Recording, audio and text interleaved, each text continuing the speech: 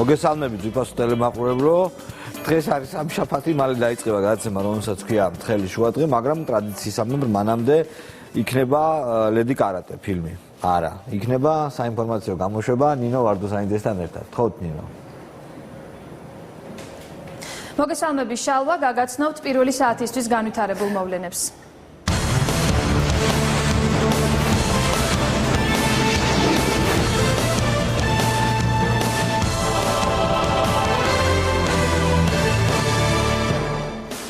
ვიცე-პრემიერმა გიორგი მარგველაშვილმა საზღვრის გადმოწევასთან დაკავშირებით კომენტარი გააკეთა. მისი განმარტებით ის არაპირებს დიდსა და დვანში ჩასვლას, რადგან მსგავსი ტიპის პიარ აქციები მხოლოდ ხელშეუშლის დიპლომატიური კორპუსს და ამ საკითხის მოგვარება საგარეო საქმეთა სამინისტროს პრეროგატივაა.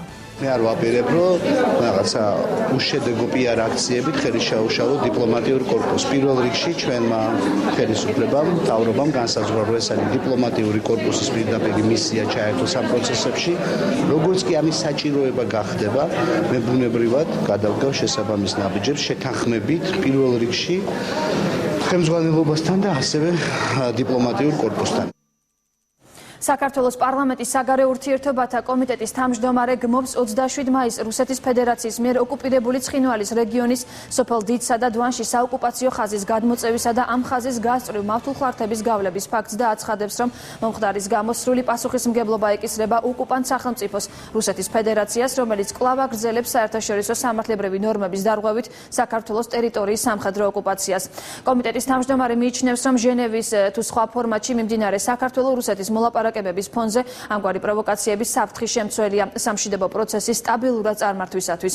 ზემოთქმულიდან გამომდინარე, საქართველოს პარლამენტის საგარეო ურთიერთობათა კომიტეტის თავმჯდომარე მოუწოდებს საერთაშორისო თანამეგობრობას მოახდინოს რეაგირება მომხდარ ფაქტზე. მოუწოდებს ოკუპანტ ძალას შეასრულოს 2008 წლის 12 აგვისტოს ცეცხლის შეწყვეტის შეთანხმება და მოუწოდებს ასევე საქართველოს საგარეო საქმეთა სამინისტროს და ყველა შესაბამის უწყებას საქართველოს პარლამენტთან შეთანხმებით გააქტიუროს მუშაობა საზღვარგარეთ საქართველოს წარმომადგენლობების მეშვეობით მომხდარ ფაქტზე საერთაშორისო თანამეგობრობის ინფორმირებულობის მიზნით.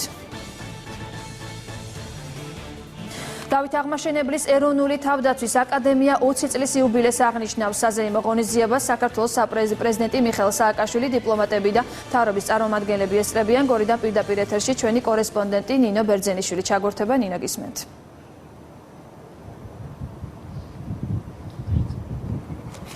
დიახ, დავით აღმაშენებლის სახელობის ეროვნული თავდაცვის აკადემიის 20 წლის იუბილესთან დაკავშირებით გამართული საიუბილეო ღონისძიება უკვე დასრულებულია. საიუბილეო ღონისძიებას საქართველოს პრეზიდენტი მიხეილ სააკაშვილი, თავდაცვის მინისტრის მოადგილეები, გენერალური შტაბის ხელმძღვანელობა და საქართველოში აკრედიტირებული დიპლომატიური კორპუსი ესწრებოდა. პრეზიდენტმა თავის სიტყვით გამოსვლაში 2008 წლის აგვისტოს ომში და ასევე სამშვიდობო მისიებში ქართველი ჯარისკაცების გაწეულ ღვაწლზე ისაუბრა.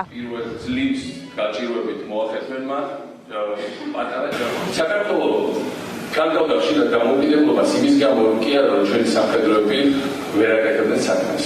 და ის რომ ჩვენ ვერ ვიგერებთ ეს საკითხი, ხშირად პერიოდი ბევრად დიდი და ვინც შეუძლებელი მომცი მოგერება, მაგრამ იმის გამო, რომ ქართველები ვერ პოვდნენ ერთმანეთს. ის რომ ქართველები ბევრად მეტად ეკრობოდნენ უცხო მტერს, ვიდრე საფიქრო მოელაპარაკებიან ერთმანეთში. ის რომ გზიზკი, რომელიც ჩვენ გამოძრავებთ პროგრესში ერთმანეთს მიმართ, უფრო მნიშვნელოვანი იყო ხოლმე, ვიდრე ჩვენი საერთო ერთად დაკომვა. ამიტომ არის რომ ჩვენი გაკვეთილი უნდა ვისაუბროთ და ეს ფეოდალური განმონაშთები ჩვენ უნდა გავწიოთ ჩვენი ცხოვრება. დემოკრატიული სისტემა ნიშნავს იმას, რომ მთავრობა არ ეკუთვნის, მთავრობა იცვლება, პოლიტიკური პარტიები იცვლებიან, მაგრამ შეერაგებული ძალები არ ეკუთვნის არცერთ მათგანს ცალკე არ ეკუთვნის. შეერაგებული ძალები ეკუთვნის საზოგადოებას და საზოგადოების დამცველია. საიუბილეო ღონისძიებასთან ერთად ასევე მოხდა ესე იგი კურსდამთავრებულთათვის დიპლომების გადაცემა. კონკრეტულად ავიაციის კურსდამთავრებულები 5 თვის განმავლობაში გადიოდნენ მომზადებას და თითოეულმა მათგანმა აიღო შესაბამისი სამხედრო დიპლომი. მადლობა, გორიდან ეს იყო ნინო ბერძენიშვილი. ნაციონალური მოძრაობა ვანო მერაბიშვილის გათავისუფლების მოთხოვნით აქციებს იწყებს. აქციები საქართველოს რეგიონებში საოლქო პროკურატურის შენობებთან გაიმართება. აქციების გამართვის ფაქტს საქართველოს პარლამენტის დეპუტატები განსხვავებულად აფასებენ. მთავარი საკითხი ამ ხელისუფლებისათვის ნაცვლად პირობების შესრულებისა იყო ადამიანების წინააღმდეგ პოლიტიკური ოპონენტების წინააღმდეგ ბრძოლა. ამის პირველი მაგალითი იყო ბაჩუახალაიას დაკავება, რომელიც უკვე შვიდითვე მიმდინარეობდა პროცესები ზუსტად ანალოგიურ და ზუსტად ერთაიგივე. მთავარი ამაქცევმა არ მიიღო სასამართლოს ზეწოლის ფორმა, მაგრამ ვეჭობ, ის ამ ფორმაში გადაიზარდოს და რა თქმა უნდა თვითონ მოქალაქეს რომელიც თვლის რომ ყოფილი პრემიერ-მინისტრი არის უკანონო პატიმარი შეუძლია თავისი აზრი გამოხატოს, თუმცა უკანონო პატიმრობასთან დაკავშირებით გაცილებით მეტი არგუმენტებია საჭირო და მეტი მტკიცებულება. დაკავებულია საქართველოს ბანკის ექსპრეს ცენტრის ძარცვაში ეჭმიტანილი პირი და მისი თანამზრახველი. ეჭმიტანილი 27 მაისს საღამოს 9 საათზე თამარ მეფის გამზირზე. საქართველოს ბანკის ექსპრეს ცენტრის ფილიალში შეიჭრა იარაღის მუქარი დიდი თანხა 11757 ლარი, 3740 ევრო და 13958 ამერიკული დოლარი გაიტაცა და შემთხვევის ადგილიდან მიიმალა. სამართალდამცველებმა ისინი რესტორან ტიფლიში აიყვანეს. ბრალდებული სახლის ჭხრაკისას მტკიცებად სრული თანხაა ამოღებული. გამოძიებამ დაადგინა რომ აღნიშნული ბანკის მომსახურე კერძო დაცვის სამსახურ ალგანის თანამშრომელი მომხდარ დანაშაულში ბრალდებულის თანამზრახველი იყო. ორივე ბრალდებული ჩადენილ დანაშაულს აღიარებს. გამოძიება ყაჩაღობის ფაქტზე მიმდინარეობს, რაც 8-დან 12 წლამდე პატიმრობას ითვალისწინებს. არასამთავრობო ორგანიზაციის ყოფილი პოლიტპატიმრები ადამიანის უფლებებისათვის თავმჯდომარემ საქართველოს იუსტიციის უმაღლეს საბჭოში წევრობის კანდიდატად ზაურ გურგენიძე წარადგინა. ნანა კაკაბაძის განცხადებით ზაურ გურგენიძე პროფესიონალია და წარმატების შემთხვევაში ის აქტიურად იმუშავებს იუსტიციის უმაღლესი საბჭოს განვითარებისთვის. თავად იუსტიციის საბჭოს წევრობის კანდიდატი ამბობს, რომ ის ყველანაირად ეცდება სასამართლოს დამოუკიდებლობის და მიუკერძოებლობისათვის ბრძოლის საქმეში იუსტიციის საბჭო ქმედით ინსტრუმენტად გადაიქცეს. მოსამართლეთა კონფერენცია 9 ივნისს გაიმართება.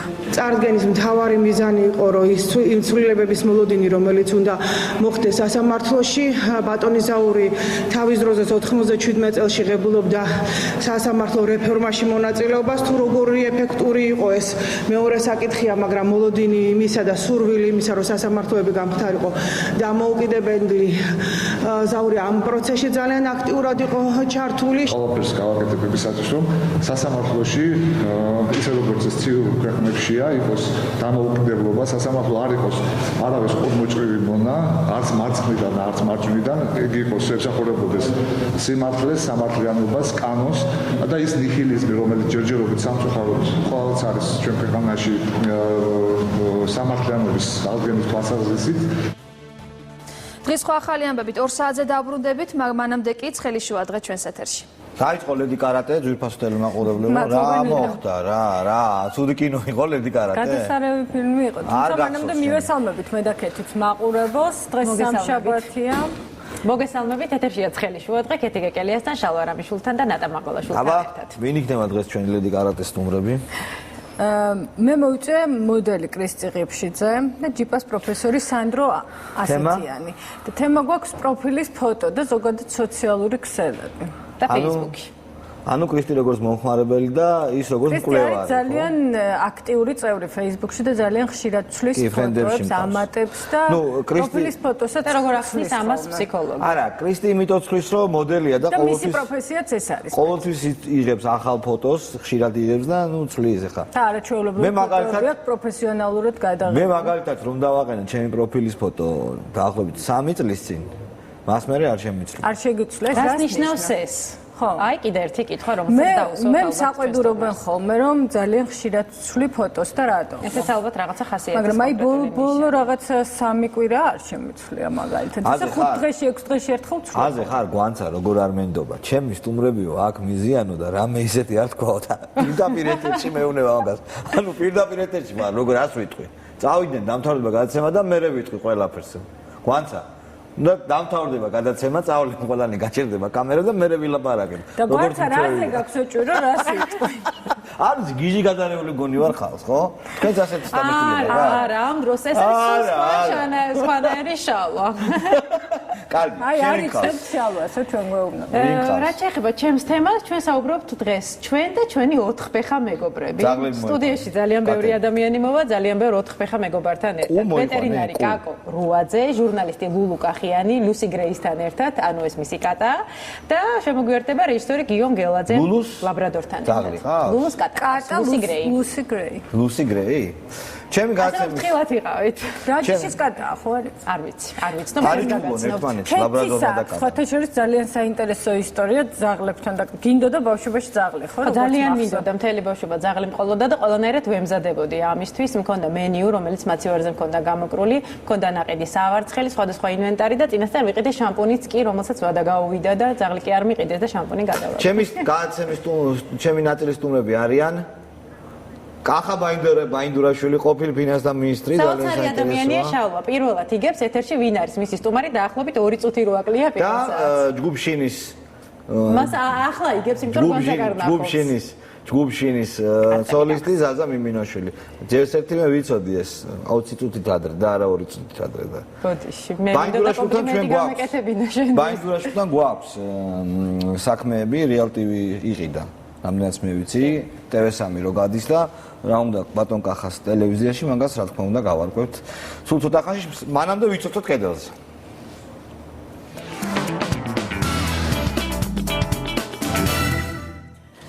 ნატა მურვანიძე ხმაურება სწორედ იმ თემას, რითიც ჩვენი საინფორმაციო გამოშვება დაიწყო, კარგი საჩუქარი გაგვიკეთეს რუსებმა 26 მაისოთ ყოჩაღ მაგრები არიან. არ შეიძლება პირდაპირ გითხრა რა უნდათ. მე არ ეკადრება ამხელა იმპერიასო. მე შენ თქვი და ვიდეოს გავუშვებ როგორ იყვნენ ახერმოძელი ბიჭები სოფელ დიცში სიტუაციის გამოსაკვლევად და რა უპასუხეს დიცელებმა. მე გუშინდელ თემას გავაგრძელებ, ლალი მოროშკინა წერს, დიახაც ფეხსაცმლისგან და მამაკაცისგან ერთი და იგივე გინდა. უნდა იყოს ნატურალური, მაგარი, კომფორტული და არ ცვდებოდეს. თუ გიღალატა, მაშინ სეზონურად გამოცვლით. ასე მარტივად პრობლემას შენ თემიდან გამომდინარე. გუშინდელი თემის გაგრძელება. ფოტო მინდა ვაჩვენო ხალხს. კიდევ უნდა იყოს მან ფოტოა. იურა მეშტომა გადაგვიყვანე. შალო მარტო საკუთარი თავი გაიზია რა. ჩვენ დავჩაგრა. საინტერესო ფოტოა რა ეს. ჩვენთან ერთად გადაღებული ფოტოც იყო, ჩვენ გვახსოვს. აი ხავ ერთი წუთი ჩვენ გვახსოვს, აჰა. აი ეს ეს მე ვარ. ეს ლალია. აი ეს კიდევ მე. აი კიდე. აი აღარ არის, მარტო მე ვარ ესე იგი რა. კაი მოძებნი მე. კაი ვიდეო გავუშვა? გავუშვათ ვიდეო. ცოტა დიდი ვიდეოა, მაგრამ ნუ ნიშანდობლივი ახერმოძელებს როგორ ხვდებიან სოფლებში. ესენი გოგავენ კომუნისტების დროსა რომ რუკა როგორც აქონდა ის რუკა დაუღო ის რუკა უჭირავდა ისე ყოფავენ ეხლა გადაწეულიც არის ხალხი გადაწეულიც არის ზოგი და ზოგი ეკეთა მოგიშვები ეხლა იმათ ეხლა ყრიან ბუძებსა და იმათ აშვებიან თორე ისედაც კი არ გვიშვებდნენ იქ მაინც ეგრე იყო რა აღნიშნული ყავს რა ვაჩვენე საცამუშაო ბიჭო უბრალოდ თავიდანე და ხუთი წელი გადადა კაცარი უკეთ ვარ და რა გავხსნები ხარ არავინ არ მოსულ ერთი მეშოკი ფქვილი და შეშაი ხომ მოხონდა თეგი იყო მაგათი პატივისცემა ერთი კუბი შეშაი ეს არის გუშინწილი ხდებოდა ეს ალბათ და შეუტიეს ახერმოძელ იმას გიგი წერეთოს ჩაო მე მგონი ეს ახერმოძის დამკვიდრება ცოტა ადრე მოგივიდა რატო კაცო ზუსტად ეგ არის იცი რა მგონია რომ შეიცვლიან სახელს სანამ აი ნახე არჩევნების დრო როგორი აკაჩავეს ნობა ჩაიდინა პასუხსაც აქ აი აი ყურე ეხლა ნახე აი საინტერესო მომენტი იყო აი ეხლა ყველაზე კაი ვარიანტი ჩვენა გვაქვს აი სვაჟბატონი უნდა გავბოჭოთ აი სვაჟბატონი და გადავცეთ იმას მე ნამდვილად ვერ გეტყვი თუ ვინმე უკანონობა ჩაიდინა პასუხსაც აკეთებს რა ეხლა ვერ გეტყვი გორია ბასიშვილის ხელმძღვანელობით თქვენი არ იყო ბასიშვილი ჩემი ყური აი მის ბანდა ჩვენი დეპუტატი ხო და ეგ მიიგეთ თქვენ ხალხი დაგიდგებოდა თქვენ რომ მიგეხნათ ამ სოფლიში და ალბათ ჩვენს დაუშვით რაღაც შეცდომა ალბათ გიგი რა მაგარია ალბათ ჩვენ დაუშვით რაღაც შეცდომა ხომ აი გლისხაში ვიდა ესე და ძალიან გომისმენე მაგრა კაჩავს რატომ გეუბნები იცი ადრე მოგივიდა თქო არ შეიცვალონ არჩევნებამდე სახელი ნუ კიდევ ერთი ზედმეტ სახელი ექნება არა უშავს ახერმოძი კარგი ახერმოძი მაინც დარჩება კარგი ახერმოძი კარგი აბა კიდე რა კიდევ ერთი პოსტი აღმოვაჩინე სკოლაში 13-14 წლის ასაკში მე და ჩემი მეგობარი განვიცდიდით და განვიხილავდით ყველაფერს რაც ჩემს და ჩვენს ირგვლივ ხდებოდა ხო და ერთხელაც ჩემი მეგობრის დედა გვეუბნება საერთოდ არ აქვს მნიშვნელობა რას ნიშანს მიიღებთ რა გექნებათ თუ არა გრძელი ფეხები მთავარია როგორი ბედი გექნებათო მაშინ გამიკვირდა ახლა ვრწმუნდები ჭკვიანი ქალი იყო ეს ჩემი მეგობრის დედა ხედავ როგორ ფიქრობენ და რეებზე ანალიზ უკეთებენ წინასწარ მშობლები? ქალური პოსტები გინდა? მიდი აბა. გააგრძელე. ისე რა კარგია რომ უღარიბესი გარდერობი მაქვს, რა ჩავიცვა პრობლემა, მაინც მაქვს მოცილებული თავი. აუ, არ გვინდა რა ეს რიჯაბასარი რა. და კიდევ ერთი გიორგი ჯანელიძე წერს ველას რეკლამიდან. მხოლოდ შალვა ყურადღებით მომისმინე. მხოლოდ პროფესიონალური შეხება ქმნის სალონის დონის გლუვთმას. ეს ველას რეკლამიდან არის. მარტო ბიჭებმა ვერ გავიგეთ თუ გოგონებიც ეგრე ხართ. ვერაფერი ვერ გავიგე. ანუ რო გავშიფროთ რა გამოდის? არ ვიცი. ნუ რაღაც რეკლამაა. გოგონებიც ეგრე ვყოფილვართ. პროფესიულად თუ შეგეხები, გაგიხდება გლუვით. გლუვითმა. მე ძირითადად პროფესიულად ვეხებოდი. არ ვიცი, დავინტერესდი აგლუვებს თუ არა ეს თმას. მხოლოდ პროფესიონალური შეხება ქმნის სალონის დონის გლუვთმას. მე ახლა რაღაც რთული თანწყობილი თუ ქვეწყობილი არის. ძილი მერეოდა, მაგრამ ბოლოს მე მოვერიე. რად მინდოდა ვერ იტყვი. მერეოდა, კაცო, რას უწევდი გააფთრებულ წინააღმდეგობასო და ღიმილის ნიშანი. ძილი როცა გერევა, ალბათ უნდა დანებდე. ძილი როცა გერევა, უნდა დანებდე და დაიძინო. საერთოდ ძილზე კარგი არაფერი არ არის რა. მე ვიძინებ ადრე და ადრე ვიღვიწებ, თქვენ? მე გვიან ადრე რას გულისხმობ? ნუ აი მაგალითად 8-ზე ფეხზე ვარ უკვე. და რომელზე იძინებ? 12 პირველზე. ხო, მეც ასე ვარ. 8 საათიანი ძილი არის საუკეთესო იმისთვის რომ მეორე დღეს იგრძნო თავი კარგად. მე ვიცი რომ 9 საათია. არა, 8 არის მინიმალური. და კიდევ რა ვიცი რომ ჯანმრთელობისთვის ძალიან კარგია 2-3 საათისთვის აუცილებლად უნდა იყო ესეთ ღრმა ძილში. არა, ჯანმრთელობისთვის და სახის კანისთვის ზოგადად ძალიან კარგია თუ 9 საათზე დაიძინებ და აი ეს მონაკვეთი 12 პირველ საათამდე თუ გეძინება არის იდეალური ვარიანტი. ხო, კარგი. რა ყველაფერი აუცილებელია. რა ყველაფერი კანს უნდა დაუკავშირო და თვალს. გარეგნობა ძალიან მნიშვნელოვანია კავშირი და იმით. მორჩეთ და გადავიდეთ სტუმრებზე, ხო? კარგი, თვითონ ტელემაყურებლო, ჩვენ უკვე ვიცოდეთ საკმარისად კედელზე, ახლა ველოდების სტუმრებს გრძელდება ჩვენი ცხელი შუადღე, პაუზის შემდეგ ახა ბაინდურაშვილი შემოვა.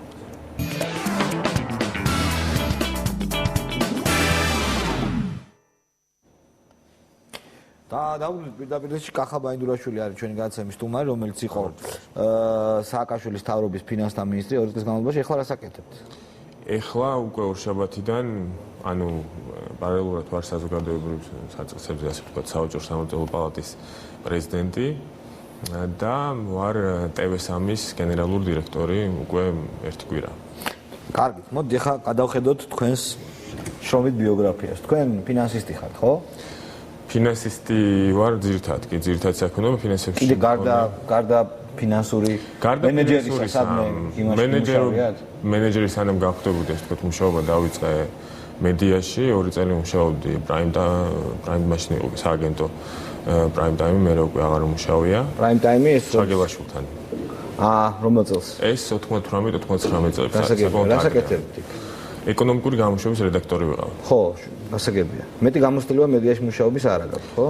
სახელმწიფოს მხრიდან, ნუ ეს თქვათ ისე სხვა მეტი გამოცდილება, ნუ წმინდათ ეს პროცესი. ნუ ფინანსებში კარგად ერკვევით. ფინანსებში საერთოდ ადამიანები ორ ტიპად იყოფიან. ერთიანი არის მარკეტინგის მენეჯერები, მეორე ფინანსური მენეჯერები. მარკეტინგის მენეჯერები ფულს ხარჯავს ესწრაფიან, ფინანსური მენეჯერები ჟმოტები არიან და არ დახარჯო ეუნებიან. და ორ ურთიერთდაპირისპირებულ ფილოსოფიას შორის იბადება ბიზნესი, სწორი.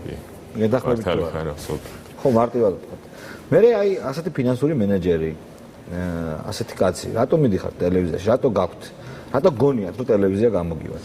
ნუ ფიქრობ იმ ტელევიზიას, რა ტელევიზიის გაკეთებაც მინდა, სწორედ სჭირდება ფინანსების და ეკონომიკის ცოდნა, იმიტომ რომ ასე ვთქვათ, მარტო ჟურნალისტიკა არ არის ბუნებრივია ტელევიზია, არის ასევე იმ საგნის ცოდნა, ამ შემთხვევაში ამბიცია არ მაქვს ზოგადი ტიპის და განსაკუთრებით პოლიტიკაზე ორიენტირებული ტელევიზიის შექმნაზე, ვფიქრობთ უფრო აქცენტები ავიღოთ ეკონომიკაზე, სოციალურ საკითხებზე და ბიზნესზე.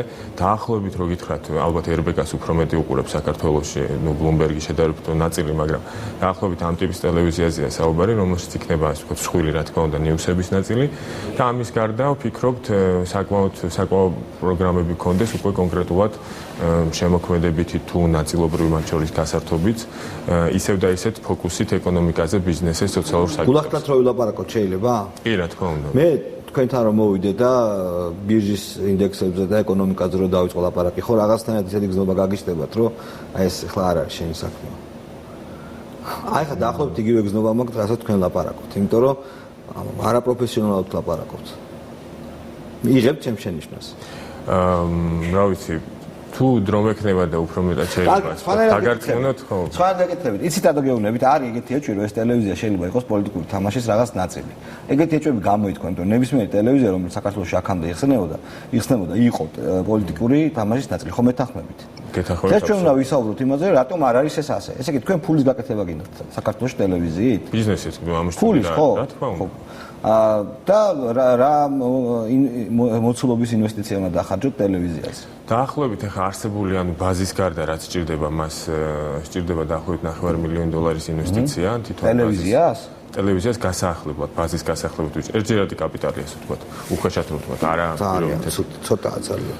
არა, არსებული ბაზა ახლა რაც ქონდა. არ არის გაძარცული და აღარ შორის არ აღმოჩნდა. გასაგებია. ეს სასიამოვნო სურპრიზი იყო.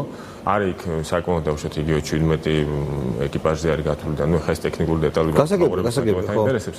ამის ხელისშევლება ასე ვთქვათ რომ მოვიდეს, იქ სტუდიების გაკეთება უნდა მოხდეს, ბუნებრივია, უნდა მომზადდეს ახალი შეფუთვა უნდა გაკეთდეს არხის და ასე შემდეგ. ანუ მთლიანობაში ეს კაპიტალური ხარჯები არის დაახლოებით $9 მილიონი.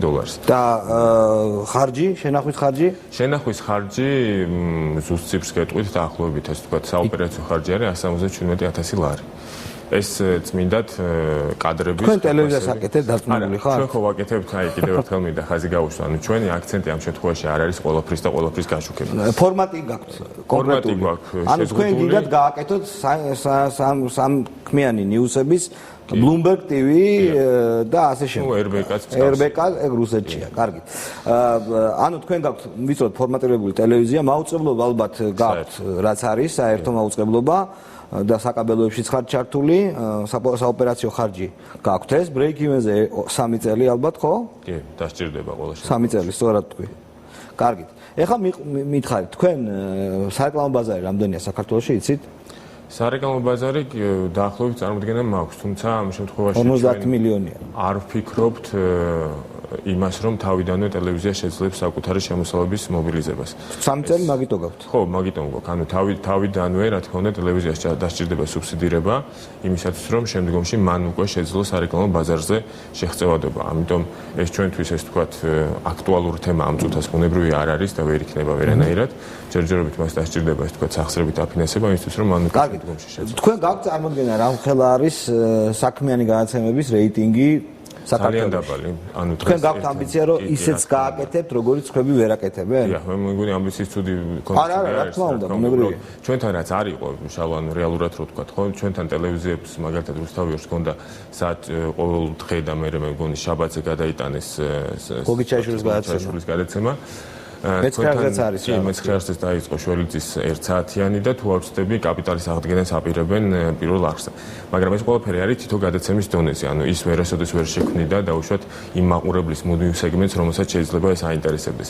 როდესაც ეს თქვათ მიწოდება, ანუ წმინდად ეკონომიკურად რო წარმოვიდგინოთ რა, არ ხდება იმ დოზით, რა დოზითაც შეიძლება ის სეგმენტი საერთაშორისობაში დაინტერესდეს, ბუნებრივია ამ სეგმენტის მუდმივი მაყურებელიც არ გაჩნდება. ჩვენ გვინდა საკმაოდ საინტერესო, ეს თქვათ გავაკეთოთ კრებული ინფორმაციის, რომელიც არ იქნება მხოლოდ შრალი ბიზნესი, პირობითად ჭონიამ გაზარდა, ეს ვთქვათ, წარმოების მოცულობა ეს გლეხ შეიძლება ძალიან ნაკლებად აინტერესებდეს. არამედ გვინდა, ეს ვთქვათ, შუა ადამიანზე მოვახდინოთ ფოკუსირება, რომელიც ძალიან ცოტაა საქართველოში და რომელიც ინფორმაციას იღებს ინტერნეტიდან, გაზეთებიდან და ანუ ამის საშუალო ფენა არ მიგულისხმება, მიგულისხმება საშუალო სტატისტიკური. არა, შუა ერთი კონკრეტული შუა ადამიანი, რომელიც დგას, ეს ვთქვათ, უღატაკესა და უმდიდრეს ფენას შორის. ეს თქვათ, აქედან დავიწყოთ და შემდგომში ინტერესები გაფართოვდეს. ანუ რა აწუხებს დღეს კონკრეტულად ოჯახს დაუშვათ მისი სოციალური საკითხების გაშუქება, მისი ეკონომიკური საკითხების გაშუქება, მასზე მორგებული. ძალიან სწორად ლაპარაკობთ, მაგრამ რა არის ის სატელევიზიო ფიშკა, რაც აიძულებს მაყურებელს გადმორთოს თქვენ არხზე. თქვენ ხომ ძალიან კარგად გესმით. თუ გნებავთ კიდევ ერთხელ გეტყვით, მაგრამ ალბათ გაიკითხეთ, რომ არ არის საკმარისი თემების სიდიადე და ისახო, რომ ამას ხო ხალხი გუყურებს. ამედ უნდა გააკეთოთ კარგად ყურებადი, კარგი კარწინგიანი, კარგი კადრების, საინტერესო კადრების მქონე. მით უმეტეს, როცა ლაპარაკობთ ეკონომიკურ ჟურნალისტიკაზე, საქართველოში ასეთი თითქმის არ არსებობს. საქართველოში ხო იცით როგორი ჟურნალისტები არიან? არ არსებობს. შესაბამისად, უნდა მოიწვიოთ ეკონომიკური სფეროდან ისეთ სპეციალისტები, რომლებსაც ლაპარაკი შეუძლიათ. ეგეთი სპეციალისტები, რომლებიც ეკონომიკურ სფეროში ლაპარაკით შეუძლიათ და კეთებას ფულს აკეთებენ, ხო ხვდებით? იმას უნდა უთხრა, რომ შენ სადაც ფულს აკეთებ, იმას დრო დრო ხო ფულია დრო აღარ დაუთმობდა მოდი ჩემთან ილაპარაკიო და რამდენს მომცემო გეტყვის და ასეთ პატარა საოპერაციო ხარჯები ვერ გააკეთებ. ხო, ანუ კამათი ვერ გამოგვივა იმაზე, რაც მე ზუსტად ისე აღვიქვა, როგორც შენ აღვიქვა. ანუ სირთულები ახლა ძალიან ბევრია, ბუნებრივია. მაგრამ გადალახვა. გასაგებია, არა, გეკმაგავთ რაღაცა. კი, მე ნამდვილად არ მაქვს იმის ამბიცია, ხე პირდაპირ გეტყვი, რომ 3 წლის თავზეც კი მე გავხვდები ანერბეგა ან ბლუმბერგი, ეს გამორიცხულია საქართველოს პირობებში. შეუძლებელია. ინტერესი არ არსებობს. ბაზარია, მცირე ინტერესი არ. ინტერესი რომც არსებობდეს 4 მილიონი ნახევრიან ქვეყანაში, თავის ემიგრანტებიც რო დავამატოთ. 100,000 კაცი გეყოლება მაყურებელი მაქსიმუმ 1 მილიონის რო დავამატოთ. შემდეგ ბუნებრივია ამ დონეს ვერ მივხვდა. რთული არის. უბრალოდ კიდევ ერთხელ ვთქვათ, რომ ნიშა რეალურად ეს ერთი ნიშა რაც იყო. გაქვთ სოციალური კვლევად ჩატარებული რამდენია ნიშა ასეთი ადამიანები? ნუ აი რაც თქვა ციფრი თქვით, სავარაუდოდ ეს არის ის რაც კი მეც ესე მეგობრები. ასე ვთქვათ ურებადობას, მაგრამ ამასთანავე ჩვენ ვფიქრობთ გავაზავოთ ძალიან საინტერესო გადაცემებით, უკვე არა ნიუსებით.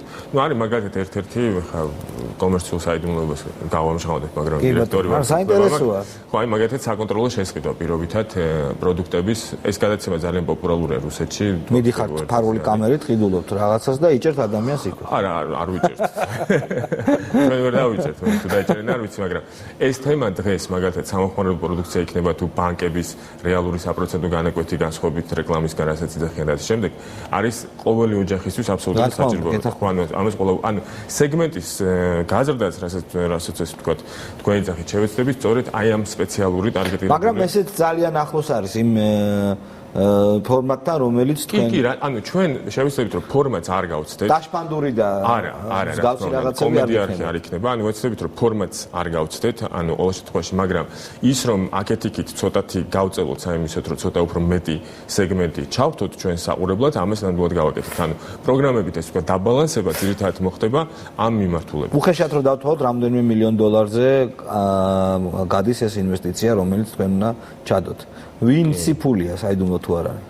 ჩემი პარტნიორები არიან, წარმოდგენილი არიან კიდევ. ჩემი ამ წუთას, ჩემი კონკრეტული თანხა ძალიან მცირეა, ძირითადად ჩემი, ასე ვთქვათ, წილობრივი მონაწილეობა ეს არის მენეჯმენტის წილი. მენეჯერის წილი. მე ვარ და 9%-ს ვფლობ, ძირითადად აქ არის წარმოდგენილი ლაშა ჩხენკელი, დავით ბჟავია და მათი კაპიტალი. ვინ არის ჩვენ ორივე არის. არა, თვათ უცნობი არ იქნება. შეიძლება ეხლა ვერ უცნობ, ბიზნესმენები არიან. ბიზნესმენები არიან, გეორგიო მშენებლობაშია, საკმაოდ დიდი ობიექტებია. საქართველოში, მათ შორის ერთ-ერთ უკრაინაში. რა საინტერესოა, ანუ პირველად იქნება ესეთ პრეცედენტი, რომ ფულს არავინმე ძალიან მდიდარი ადამიანი, არამედ ხო, ნუ მდიდარი, მაგრამ ოლიგარქიულ დონეზე ასული ადამიანი არდებს და მზად არის, რომ რამდენიმე მილიონი დოლარი 3 წლის განმავლობაში ჩადოს. საქართველოს სატელევიზიო ბაზარში. ეს მართლაც ძალიან უცნაურია. რისკები იცით რა თქმა უნდა. რისკები რა თქმა უნდა, კი, რისკები ბაზარია, რისკები ჩვენც ვიცით. შეღწევა ძალიან ადვილია ამ ბაზარზე რეალურად რო ვთქვა, ანუ თვალსაჩინო რომ უამრავი კონკურენტია ინტერნეტშიც. ეს ბაზარი ხო მარტო ეს არ არის, რომ ვთქვა ტელევიზიების შორის არის კონკურენცია. არა, რა თქმა უნდა. არის ძალიან მზარდი კონკურენცია ინტერნეტის მხრიდან, იგივე არის რადიო, რომელიც კონკურენციას უწევს, არის გაზეთები ასე შემდეგ. კი, დღეს მათ დაბალი სეგმენტი უკავია ზოგადად მედია სივრცეში, მაგრამ ინტერნეტი პირობითად ძალიან მზარდია. კი. შეერთებულ შტატებში რამდენადაც ვიცი, რეკლამის ძალიან დიდი წილი ყოველწლიურად მიემართება სწორედ ინტერნეტ სივრცეში და ეს წილი იზრდება და საქართველოში ესე იქნება. და საქართველოშიც როგორც ჩანს მიმდინარეობა ესე იქნება. თუმცა ეს იმას არ ნიშნავს, რომ 20 წელიწადში თქვენ ტელევიზიას ვეღარ ვიხილავთ. ანუ ეს ვთქვათ, იგივე სწორი მარკეტინგი და საინტერესოა, ანუ ჩვენ თუ გამოგივიდათ და მე თმაქნას რომ გამოგივიდათ, ჩვენ ვიქნებით მომსწრენი, თუ როგორ შეიძლება გაკეთდეს ძალიან დაბალ ხარჯიანი, მე პირდაპირ ვიტყვი ტელევიზიისთვის ეს არის კაპიკები, რა თქვენ დაასახელეთ 180,000 ლარი თუ რამდენი? საოპერაციო სახელმწიფო $100,000 თვეში, ხო? დაახლოებით ეს არის ძალიან მცირე. არა მარტო სახელმწიფო, იქ თქვენ ბევრი სხვა ხარჯიც გექნებათ იმაზე არანაკლები. იმაზე არანაკლები, ეს ხარჯი გადამცემები, მანქანები, ყველაფერი, ანძა, ასე შემდეგ, ხო, ეს ძალიან დიდი ხარჯია, მაგრამ პოლიტიკურად არ ანგაჟებული. პოლიტიკაზე აი ზუსტად მინდა რომ ესეც ანუ იგივე ბლუმბერგი პოლიტიკას რა თქმა უნდა ვერ ცდება, ანუ არც არის სწორი რომ გაცნობს. როდესაც პირობითად ქვეყანაში ხდება რაღაცა ძალიან მნიშვნელოვანი მოვლენა, მაგალითად არჩევნები, ხო? თავისთავად პირველ ნიუსად ის მაინც გადის, მაგრამ თუ არის ეს თქვა მიმდინარე პოლიტიკური ნიუსები, რასაც ყველა სხვა ტელევიზია აშუქებს, ჩვენთვის არის მეორე ხარისხოვანი. ანუ ჩვენ წინა პლანზე რეალურად გადმოგვყავს ეკონომიკური, სოციალური საკითხები, ბიზნეს საკითხები და შემდგომ მაშინ ესეთ კითხვას დაგისვავთ. თვითონ სოფხედველობით ეს მემარჯვენე ტელევიზია იქნება? ეს ბაზრის არა, პირდაპირ გიპასუხებთ, რომ არა. პროკავშირებსაც ისე? არა, ცალსახე პასუხს გაგცემ ამაზე, იმიტომ რომ ტელევიზია თუ იქნება მემარჯვენე, მე ამას უყურებ კიდევ სწორედ გამიგეთ ბიზნესის კუთხით. ჩემთვის მნიშვნელოვანია, რომ მაყურებელს მივაწოდო ის პროდუქტი, რაც მან სჭირდება და უნდა რომ იყიდოს. ეს არის ტელევიზიის, ასე ვთქვათ, კომერციულ საწყისებზე დგომი ტელევიზიის ალბათ დავეთანხმებით თავარი პოსტულატი. ეხლა მე რა განწყობა მაქვს ის ჩემთვის და შესაბამისად მე შემიძლია ვიჯდე ოთახში და გადავთო იმ არხზე, რა განწყობაც მე მაქვს და შევიქმნე კარგი გუნება განწყობა. ანუ ის რომ, ასე ვთქვათ, შენ რაღაცა, ასე ვთქვათ, პოლიტიკური იდეოლოგია გაატარე გამორიცხული. თუმცა ერთსაც გეტყვით, რომ დღეს მემარჯვენეობა და მემარცხენეობა რეალურად საქართველოს მოსახლეობის გაცილებით ნაკლებად აწუხებთ ეკონომიკაში თუ ავიღებთ წმინდათ ეკონომიკას. არა, რატო? მაგალითს გეტყვით, მაგალითად როგორ გააშუქებდა თქვენი აზრით, თქვენი ტელევიზია შრომის კოდექსს? შრომის კოდექსი ძალიან კარგი მაგალითია, იმიტომ რომ საკანდელიზესთან შეხვედრიდან მოვდივარ ახლა. შრომის კოდექსი გაცილებით იმაზე მეტი ხმაური მოყვა, ვიდრე ხმაური შეიძლებოდა რა ყოფილიყო. საავადმყოფო პალატაში ჩვენ ძალიან ბევრი ქონდა საუბარი. შრომის კოდექსი რო გავყოთ ორი ტიპის ბენეფიციარი ყავს, ასე ვთქვათ. ერთი არის მცირე და საშუალო ბიზნესი, ერთი არის მსხვილი ბიზნესი. ანუ ჩვენი მთავარი სატკივარი ხო, პირობითად სახელმწიფოს თავის საზრუნავი არის, რომ მცირე და საშუალო ბიზნესს არ დააწოს რაიმე ზედმეტი ტვირთი. ან რაც აქვს იმისგანაც კი განთავსებას. აქ პირდაპირ გეტყვით დაუფარავად, ალბათ პირდაპირ ვამბობ ამას ეთერში. დიდი სხვაობა შრომით ახალ კოდექსს არ შეუტანა. ანუ ფაქტობრივი რეალური მდგომარეობა რაც არის 15 კაციან კოლექტივში თქვენ თუ დამისახელებთ რომელიმე კოლექტივს, სადაც დირექტორს შეუძლია 101 დღეში ვიღაცა სამსხურიდან გააგდოს, ესე არ ხდება. იქ ყალიბდება იმდენად მძლავრი არაფორმალური სოციალური ურთიერთობები, რომ ასე ვთქვათ, მე შენ არ თუ კოლექტივი დიდია თუ კოლექტივი დიდია და ამ შემთხვევაში ანუ შევთანხმდეთ რომ მცირე და საშუალო ასე ვთქვათ ბიზნესი რომელიც ყველაზე უფრო ფაქიზია აქ დიდი სხვაობა ფაქტიურს არა მე გეტყვით რა პრობლემაა თავარი კოლექტივი დიდია გეტყვით ახლა მე მოგახსენებ თუ კოლექტივი დიდია მათთვის ეს წარმოშობს შესაძლებელია წარმოშოს ასე ვთქვათ დამატებითი ტვირთი და სიმძიმეები თუმცა პირველდელ ვარიანტთან შედარებით რაც იყო შეტანილი პარლამენტში მეორე ვარიანტში ყველაზე მძიმე ასე ვთქვათ მუხლები რაც იყო ჩადებული იქ იყო ვადიანი ხელშეკრულებების ხო მაგრამ ამოიღო ის მაგათაც სეზონური მე კონკრეტულად მაქვს ტურ ოპერატორი კომპანია ასე ვთქვათ ნუ სულ 5 კაცი მუშაობს და მაგათაც თუშეთში ვქირავთ 2 თვით სასტუმროს 2 თვით მუშაობ თუშეთში კი 2 თვით მუშაობს ის სასტუმრო მე არ მუშაობს იმიტომ რომ გზა არ არის ხო გზა არ არის და ნუ გზაც რომ იყოს ცუდი ამინდი ასე ვთქვათ ძალიან ცუდი ამინდი 10 თვე დახურულია ხო ეხლა მე რო ვიღაცამ ამიკრძალოს რომ შენ არ უნდა დაუდო ურთვიანი კონტრაქტი და დაუდო 12 თვიანი კონტრაქტი მაშინ როდესაც ეს კონკრეტული თუშეთის სასტუმრო 12 ადგილიანია ძლივს გადის ბრეიქ-ივენზე ეს იქიდან პრაქტიკულად მოგება იმდენად არჩება თუმცა ჩვენ გვაწყობს იმიტომ რომ ქსელი გვაქვს და თქვათ ერთმანეთში ვაბალანსებთ ну მე იმას დავხურავდი ელემენტარულად რა მაგრამ ეს ცვლილებები შევიდა და ეს თქვათ ვადიანი ხელშეკრულებები დაიშვა იქ ნუ ჩამონათვალია რა შეიძლება ვადიანი ხელშეკრულებას დაშვება ამდენად ამ ეტაპზე რა ვიცი ყოველ შემთხვევაში მე რა მეწარმეებთანაც მქონდა საუბარი ისეთი ხა ვაიუშველებელი და საყურელი თქვენი აზრით რატო არ აქტიურობს ქართული ბიზნესი ელოდება რაღაც მითითებას და ასე შემდეგ ფული რატო არ იდება უთაკებიდან რატო არ გამოაქვს ფული ახან ესე თქვათ უშუალოდ საუბრობთ მითითებას იყვნენ მიჩვეულები გარკვეულწილად. ხო, არა, ცხადია, არ არის ახლა ეს მითითება, მაგრამ და არიან ცოტა გაურკვევლობაში. ხო, აი როგორ არის, ხო, ადამიანის მენტალიტეტის ცვლილებას დრო სჭირდება. ხა ესე იმას ვიზავთ, რომ ერთ დღეში ხა იმან რაღაცა დაიწყოს. დღეს კი ის გრძნობს, რომ გაცილებით დაუშვათ არავინ არ არის. ლიბერალური გარემოა, ხო. ხელში არ ურტყავს, აქ კი არ ჩადო, იქ ჩადეთ, მაგრამ დრო უნდა ერთი პირველ რიგში, რა თქმა უნდა, მაინც ეს არის. მეორე ჩემი აზრით უბრალოდ ხდება, ასე ვთქვათ, თვითონ როგორ ვთქვა, რესტრუქტურიზაცია ბიზნესის შიგნით. და მაგალითად იყვნენ აწყობილი იყო პოლიტიკურ კონიუნქტურაზე და შესაბამისად ხდება კი. აი ტენდერებზე რო ვთქვა, თუ ეხა ტენდერები, ასე ვთქვათ, ტენდერები გამოცხადებულია ხა მე თუ ვაკეთებ ხოლმე მონიტორინგს საკმაოდ დიდი და ნუ ნორმალიანსთანაც ქონდა მუშაობა, რომ ჩვენ თუნდაც უგზავნებდით ბიზნესმენებს რა ტენდერები უნდა ჩატარებულიყო და ტენდერები ტარდება, უბრალოდ მანდაც ის არის, რომ იმ პოლიტიკურ კონიუნქტურაზე მორგებული კომპანიები რეალურად დღეს ამოვარდნენ სახელმწიფო ტენდერები და არის ღია ტენდერები თავისუფალი ზედწოლების გარეშე. ის ვინც უნდა მოემზადოს, ნუ ეს ტენდერსაც მოზადება სჭირდება იქ წინასწარმეტყველად კონდეს დაუშვა შეგუება კარიერთან რაღაც. ამას დრო უნდა. ანუ პრაქტიკულად დღეს ბიზნესში მიმდინარეობს აი ამ ტიპის ფსიქოლოგიური პრობლემა უფრო არის. ფსიქოლოგიური პრობლემა. ჩვენ რო ბირჟა კონდეს ინდექსები დაეცემოდა ალბათ, ხო? ძალსახად კი. ალბათ ესე იქნებოდა, მაგრამ ჩვენ ბირჟა კიდე დიდხანს ვერ გექნება, იმიტომ რომ სამისო CDD-ის მსხვილი ბიზნესი არ აქვს უბრალოდ, რომ ასე ვთქვათ, ამაზე გავენო. აი თუნდაც ნავთო პროდუქტებში ახლა მე უყურებ, დაეცა ძალიან ბენზინის ფასი, იმიტომ რომ მონოპოლი აღარ არის.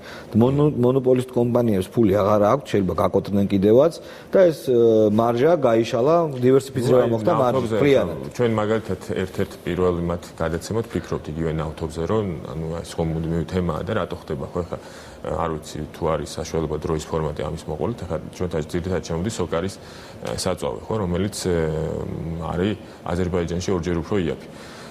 რეალურად იგივე რაც ჩვენთან იყიდება, იქ ასე ვთქვათ ორჯერ უფრო იაფია. რეალურად რატომ არის მხოლოდ სოკარის საწვავი? იმიტომ რომ საქართველოში Euro 3 სტანდარტი შემოღებული არ არის. ეს ვთქვათ, რისის შემოღებაც აბსოლუტურად ნორმალურია.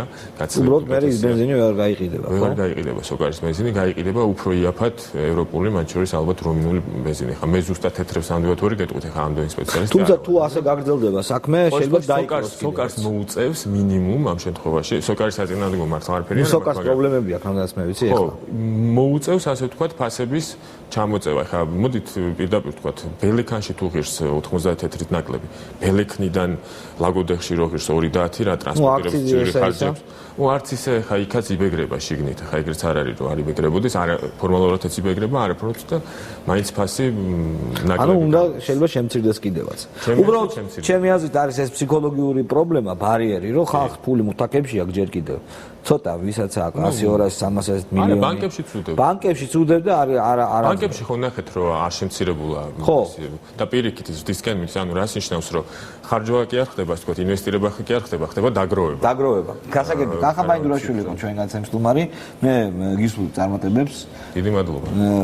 როგორც თქვენ ახსენით, აზრი აქვს ასეთ ტელევიზიას, მაგრამ ძალიან მურტალ საქმეში ხართ, შეიძლება ითქვას, იმიტომ რომ ფული ცოტაა, შემოსავლები ცოტაა, არის თუ გასავალი, არის ნერვები შლა, ამან ეთერში რა თქვა, იმან რა თქვა, რა ეჭვი აქვს, ვიზე აქვს, ამას მიიღებ, იმის ნაცნობი ყოფილა და იმისი გუნდის არ იყოს და ასე შემდეგ.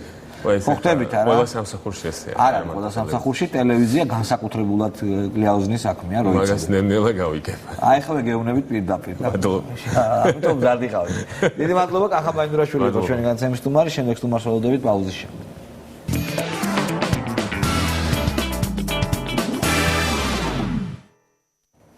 დავბრუნდით პირდაპირ ეთერში მუსიკოსი ზაზა მიმინოშვილი არის ჩვენი განცემის სტუმარი, მოგესალმებით ზაზა.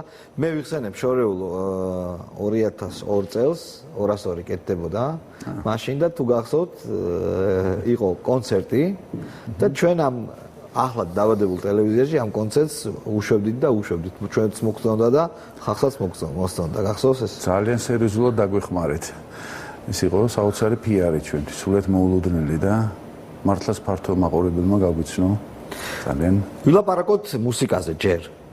რა ჟანრში მოღვაწეობთ? ანუ ეს არის რაღაც ჟანრების გასაყარი, ხო? ერთ ჟანრს ვერ დაარქმევ, ხო? აკვია თქვენ ჟანრს. სწრაფად და მსუბუქად რო გიპასუხო, ვეძებთ კარგ მუსიკას ყველგან. შემდეგ უკვე იწყება ესეთი პროფესიონალური დაყოფა. როდესაც ტოვებდით აქაურობას ჩვენ ჭკუით დროებით და ძალიან მალე დაბრუნებას ვაპირებდით, წავედით იმ სამყაროში, რომელშიც ჩვენ მუსიკას ჯაზს უძახდით და ამ დროს გვითხრეს, რომ არა ჯაზი არ არის. ერთ-ერთი კონცერტის შემდეგ უცებ მობრძანდეთ ქალბატონი და გვითხრა, უძახით რა ჯაზს. ეს ხომ კარგი მუსიკაა.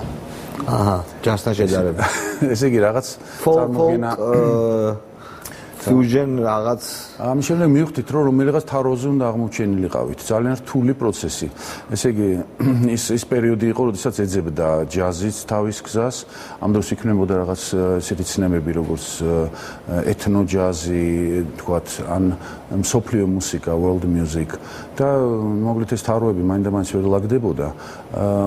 და ეხლაც დაულაგებელია ეგ ნაწილი, ესე რომ ჩვენ გადავწყვიტეთ გამოვყოფოდით ამ ყველაფერს. და იბერო-კავკასიული სტილი დავარქვით. მან როგორც მუსიკოს მინდა გკითხო და ჩემზე გაცილებით კარგად იცი.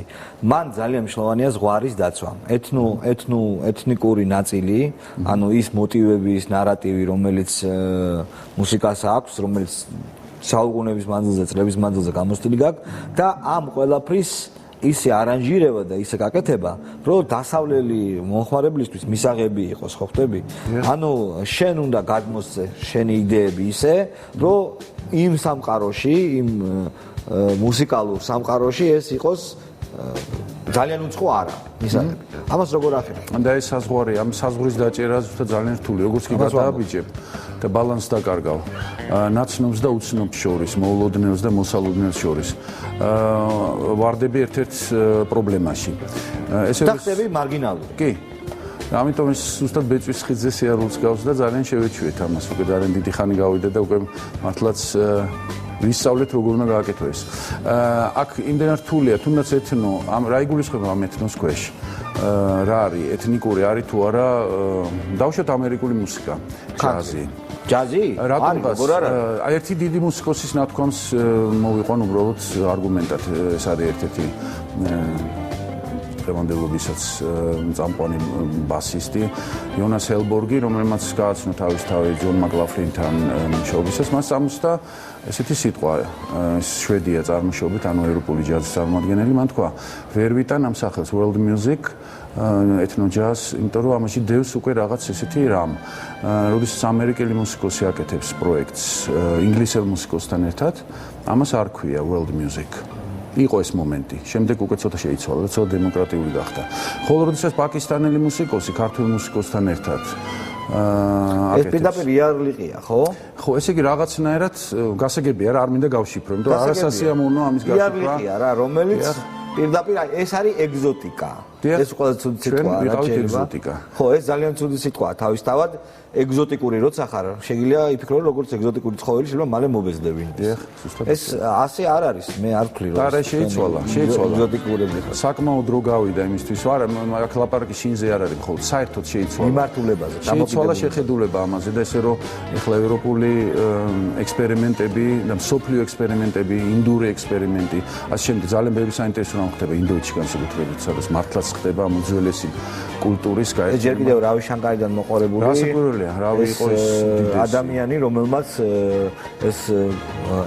ესე შეაღწია ძალიან ბევრ სფეროში სხვა შორის, იმიტომ რომ გიჯარებთან მისი ერთობლივი ნაწარმოებები ბევრი, რა ვიცი, ყველასთან რაღაც ქონდა. თქვენ შეიძლება ითქვას, რომ მისი სულიერი მოსწავლეები ხართ, ხო? რავი შანკარი. და მე არ მოვიწყდება ერთ-ერთი დისკი ძალიან ცივი ვოკალური დისკი იეჰუდი მენუჰინთან ერთად და მენუჰინის სიტყვები რავიზე. ჩვენ დიდ კალიბრის მუსიკოსებს, გენიალურ მუსიკოსებს, როგორც დავუშვათ მოცარტი, ეს მის სიტყვებია. ყოველთვის რამდენიმე საუკუნით ვიშორებთ და ლაპარაკობთ როგორც რაღაც საოცრებაზე, რომელიც ოდესღაც იყო. და ვერ ვეგუებით, რომ ჩვენ გვერდზე ცხოვრობს ესეთივე კალიბრის მუსიკოსი და ეს არის რავი შანკარი. იეჰუდი მენუჰინის სიტყვები. და სწორედ რავი შანკარი იყო ადამიანი, რომელიც მიუხედავად იმისა, რომ მისი მუსიკა არ არის ძალიან მარტივად აღსაქმელი, რომელიც თითქმის ყველა მის მუსიკაში მეტნაკლებად არის გარკვეული იცის და რომელსაც აფასებენ. მუსიკა არა მარტო ხელოვნებაა, უბრალოდ მუსიკა არ არის ჩაკეტილი საკუთარ თავში რამ, მუსიკის შემქმნელებს აქვთ სამოქალაქო პოზიციები, მოქალაქეობრივი პოზიციები.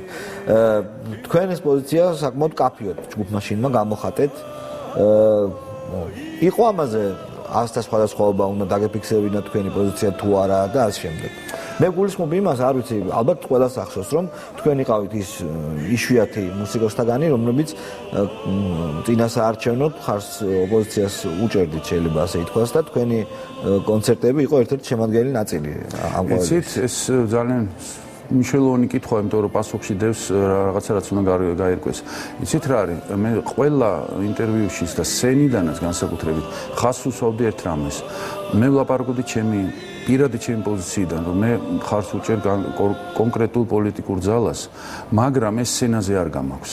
ეს იყო ჩემთვის პრინციპული, ჩემი მხრიდან. ჩემი კოლეგები თავის მხრიდანაც აფიქსირდებდნენ თამეთ პოზიციას. ესე იგი რა იყო აქ? შინ არ იდგა, დაუშვათ აი ესე გამოკვეთილად არ იდგა ერთი მხარეზე. უпроსტოდ ჩვენ ვიდექით ერთ მხარეზე და ამას უძახით მაპატით თუ ძალიან პათეტიურად ჟღერს საქართველო იყო ჩვენი მხარე. და მაგ მხარეზე გვინდა ზუსტად ამ ნაპირებმა ჩვენთვის იყო საშინელი იმის შეხედვით, როდესაც ჩვენი კოლეგებს აიძულებდნენ სენიდან ეკადაგათ რაღაც მიმართულებით.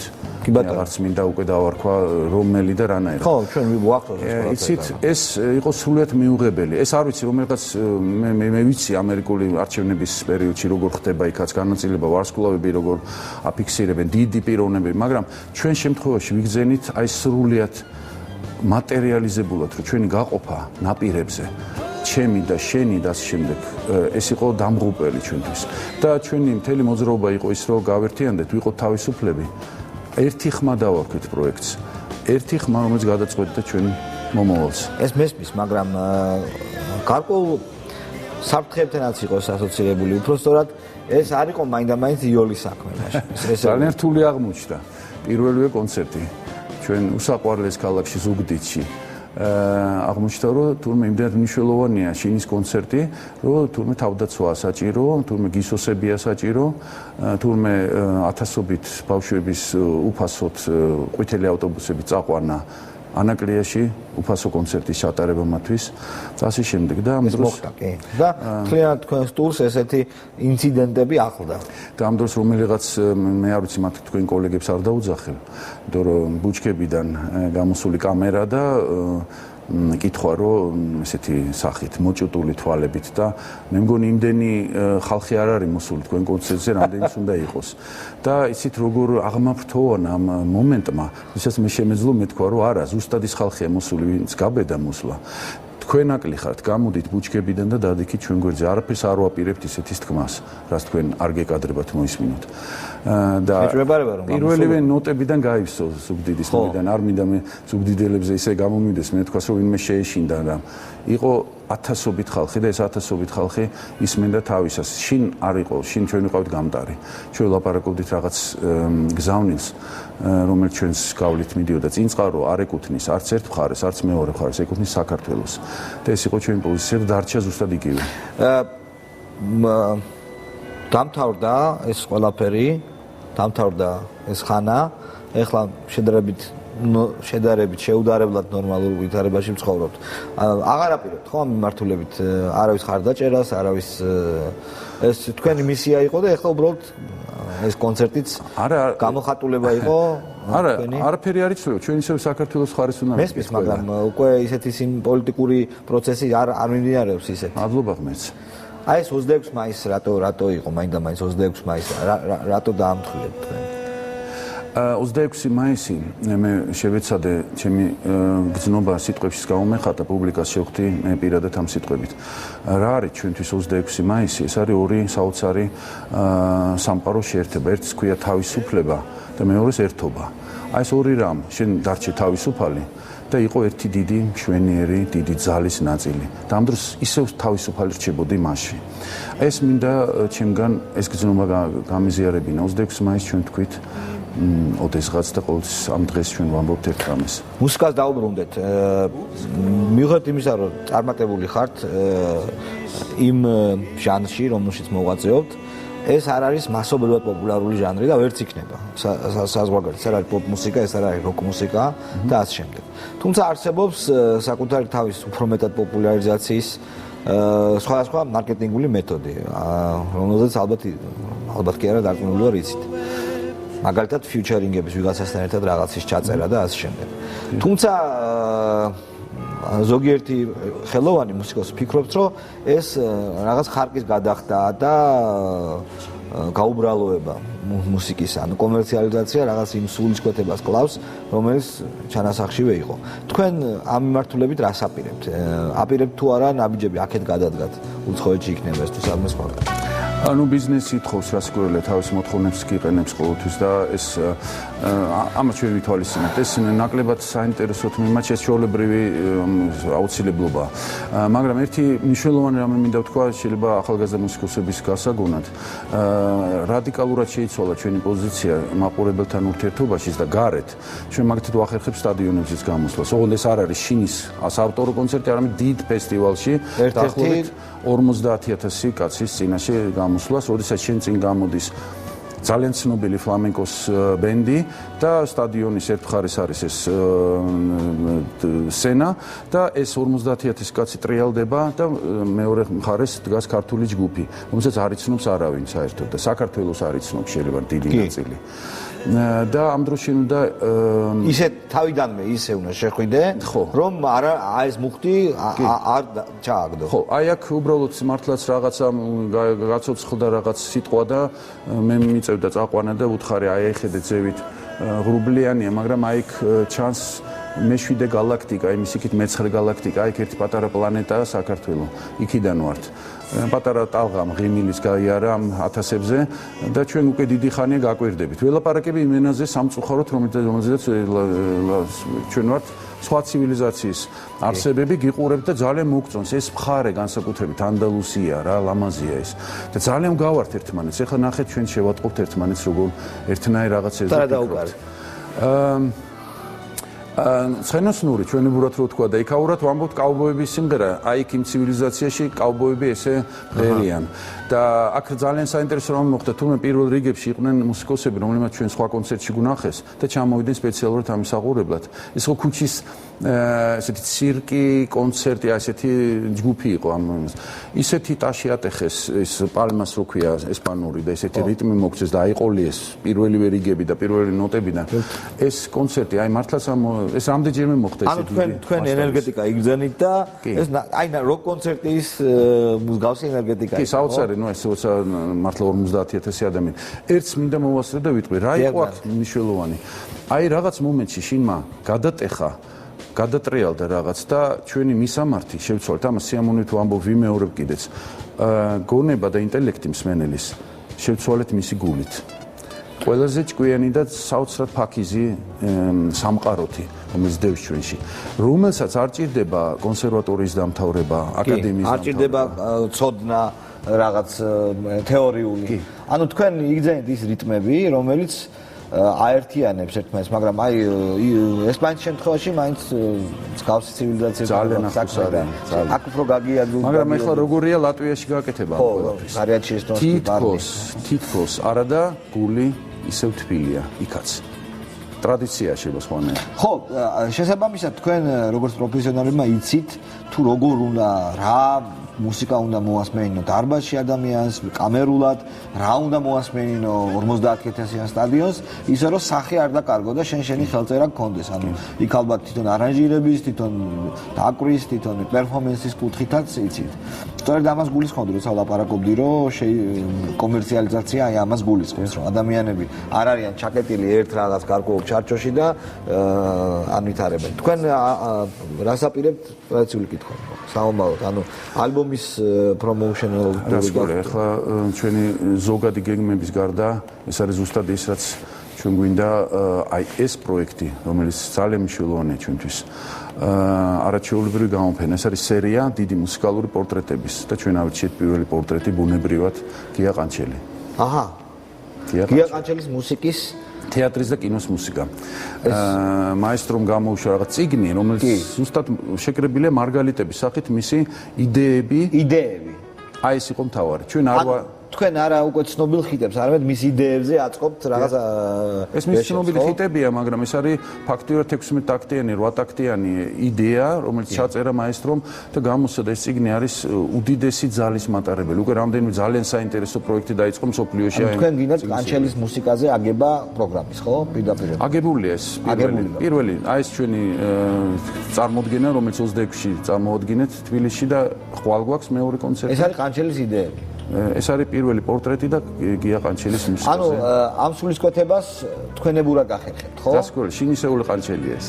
ანუ ეს ფოლკ მანერითაც იქნება? აუცილებლად. ანუ აი თქვენ ხო გაქვთ რაღაც ბასი გაქვთ იქ რაღაც სიმები გაქვთ ძალიან მოშნა წარმოდგენილი. ეგ იქნება? სიმფონიური ორკესტრი იქნება. ხო, აი ჩვენს გვერდზე ეს არის ზუსტად ეს აქ ბევრი რამეა ჩამალული სხვა ჩვენს. საიმ სიმსუბუქეში რომელსაც ჩვენ ვცდილობთ გამოვაჩინოთ, ჩამალულია ძალიან ბევრი წლების შრომა. ეგ რა თქმა უნდა, ზრებრივია ხა ეს მარტო ის ხო არ არის.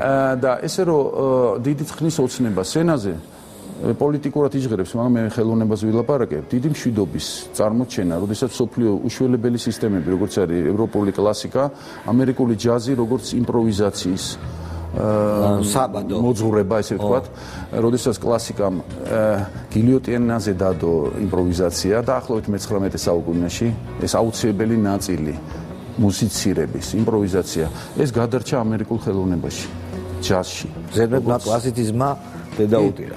და ეთნოსი, დიდი ეთნოსი, რომელშიც ქართული ჩვენი მიწაა. და მსოფლიო აქეთ მიდის ამ ეთნოსების რაღაც დნობაში ერთმანეთთან და ეს არის 21 მულტინაციონალური პრინციპში თქვენ ხართ, მოდი ასე ვიტყვი. მეც პოლიტიკას შეურევ, როგორ შეიძლება რომ გლობალიზაციამ ქართული თვითმყოფადობა არ დამარცხოს. სულიად თავისუფალი დარჩა, ერთი მთლიანის ნაწილი. ხო, შეიძლება ესე ვთქვა, ანუ აი ზუსტად თქვენ ახართ მაგალითი იმისა, თუ როგორ შეიძლება გლობალიზაციაც განიცადო და შექმნა ისეთი მუსიკა, რომელიც ქართველებისთვისაც მისაღებია და ტრადიციებს არ კარგავს და სადღაც შორსაც იგივეა. აი ახლა ისმის ფონზე, ეს გერმანულმა მომღერალმა შემოგთავაზა. ეს არის ქალაქური მოტივი, დუდუკების ერთ-ერთი თემა. და ისმის კიდეც. და მასზე არის ნამიბიური ტექსტზე ნამღერი. აჰა. რატომაც არა? ხო, და ეს ყველაფერი არ არის ეკლექტური. არა. ეს ყველაფერი არის ორგანული. არა. კი. ძალიან დიდი მადლობა. ზაზა მიმინოშვილი იყო ჩვენი გააცემის სტუმარი. მე გისურვებ წარმატებებს. მართლაც რაც მეტი რაოდენობრივად არ მინდა, რაც მეტი ხარისხიანი რაოდენობრივად არ მინდა განსაცდრო. იქნება ჯგუფები, რომლებიც თქვენ მოგბაძავენ, ან თავის გზას გაიკვალავენ და აი ამ ქართულ სულისკვეთებას ისე გადმოსცემენ, გასაგები იყოს და მისაღები ყველასთვის. ეს იქნება კიდევ ერთი მაგალითისა, რომ არ უნდა ჩავიკეტოთ საკუთარ თავში და მზად უნდა ვიყოთ იმ გამოწვევისთვის, რომელსაც მართლა ეს გლობალიზაცია გიქათებს. ჩვენ არაფერი არ გვაქვს ისეთი, რასაც რისიც შევწყვება და დასამალი არაფერი. დასამალი და პირიქით. ჩვენ ზუსტად ეგ დროა, ზუსტად ეგ დროა და ეგ დრო მოვიყვანეთ ჩვენ და უნდა გავაკეთოთ ახლა. დიდი მადლობა. ზაზა მიმინოშვილი იყო ჩვენი გაცემის სტუმარი. ჩვენ ვამთავრებთ ჩემი სტუმრების ნაწილს ხელშუა დღეში და გადავდივართ ნინო ვარდოსანიძესთან, რომელიც მოგვიყვება ახალ ამბებს, ოღონდ ეს ყველაფერი იქნება რეკლამის შემდეგ.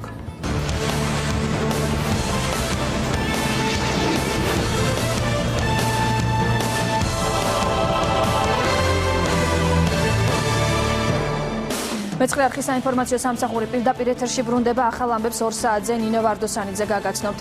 ცოტა ხანში გაერკვევა აღკვეთის ღონისძიების რა ფორმა შეუფარდებს მოსამართლე თამაზ თამაზაშვილის საქმეზე დაკავებულ ყოფილ პოლიციელებს. მოსამართლე ამ წუთებში გადაწყვეტილების გამოსატანად არის გასული. დაცვის მხარემ 2000 ლარის გირაო მოითხოვა, პროკურატურა კი დაკავებულებისთვის პატიმრობის შეფარდებას ითხოვს. სხდომათა დარბაზიდან მოსამართლემ პოლიციის ყოფილი მაღალჩინოსანი ირაკლი ფირცხალავა გააძევა. ბრალდებულმა ზაზა ჭაიამ კი, რომელიც შიმშილობს, განცხადება გააკეთა. დღევანდელ სხდომაზე გაირკვა, რომ დაკავებულებს 20 დეპუტატი საპარლამენტო უმცირესობიდან თავდებში უდგება.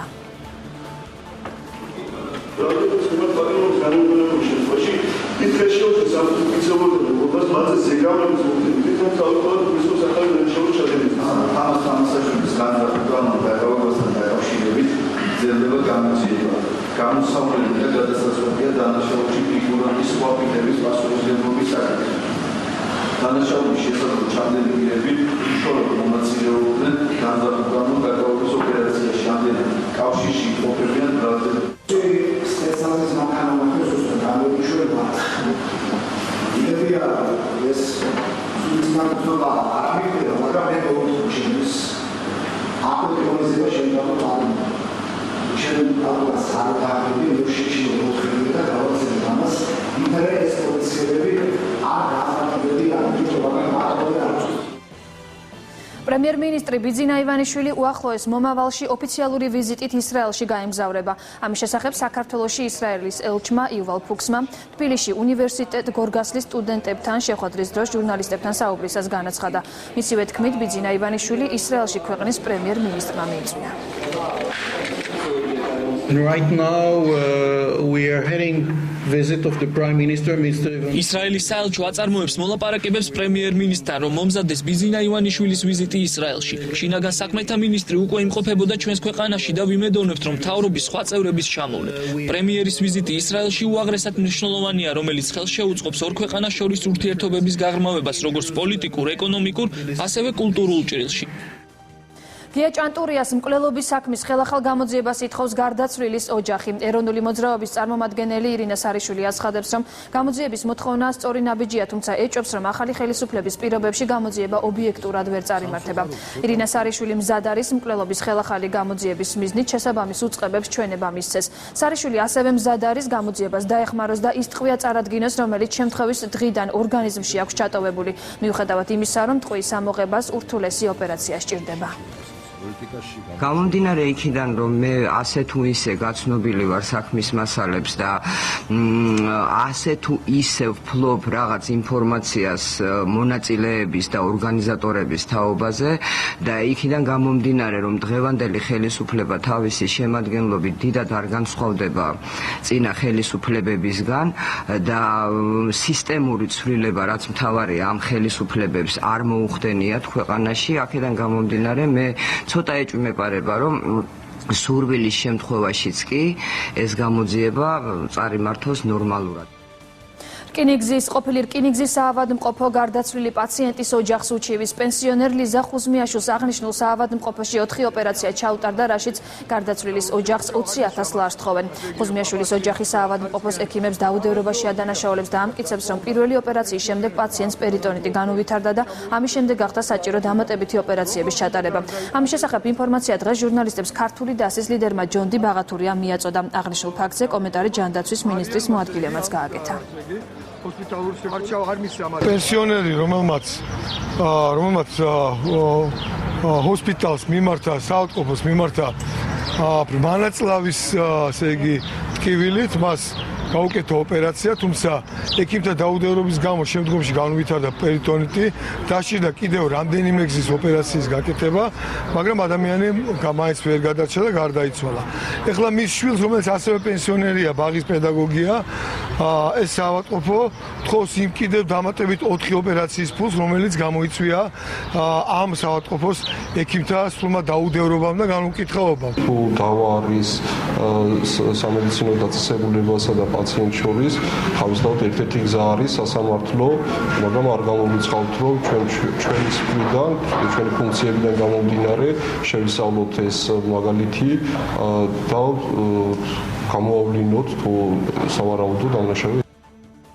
მსოფლიო ბანკის მოწვევით საქართველოში ჩრდილოეთ აფრიკის და აზიის ქვეყნების სოციალური მიმართულების სახელმწიფო სამსახურის ხელმძღვანელი პირების დელეგაცია იმყოფება. მათი ვიზიტის მიზანია გაეცნონ საქართველოში არსებული სოციალური დახმარების მიზნობრივ პროგრამებს.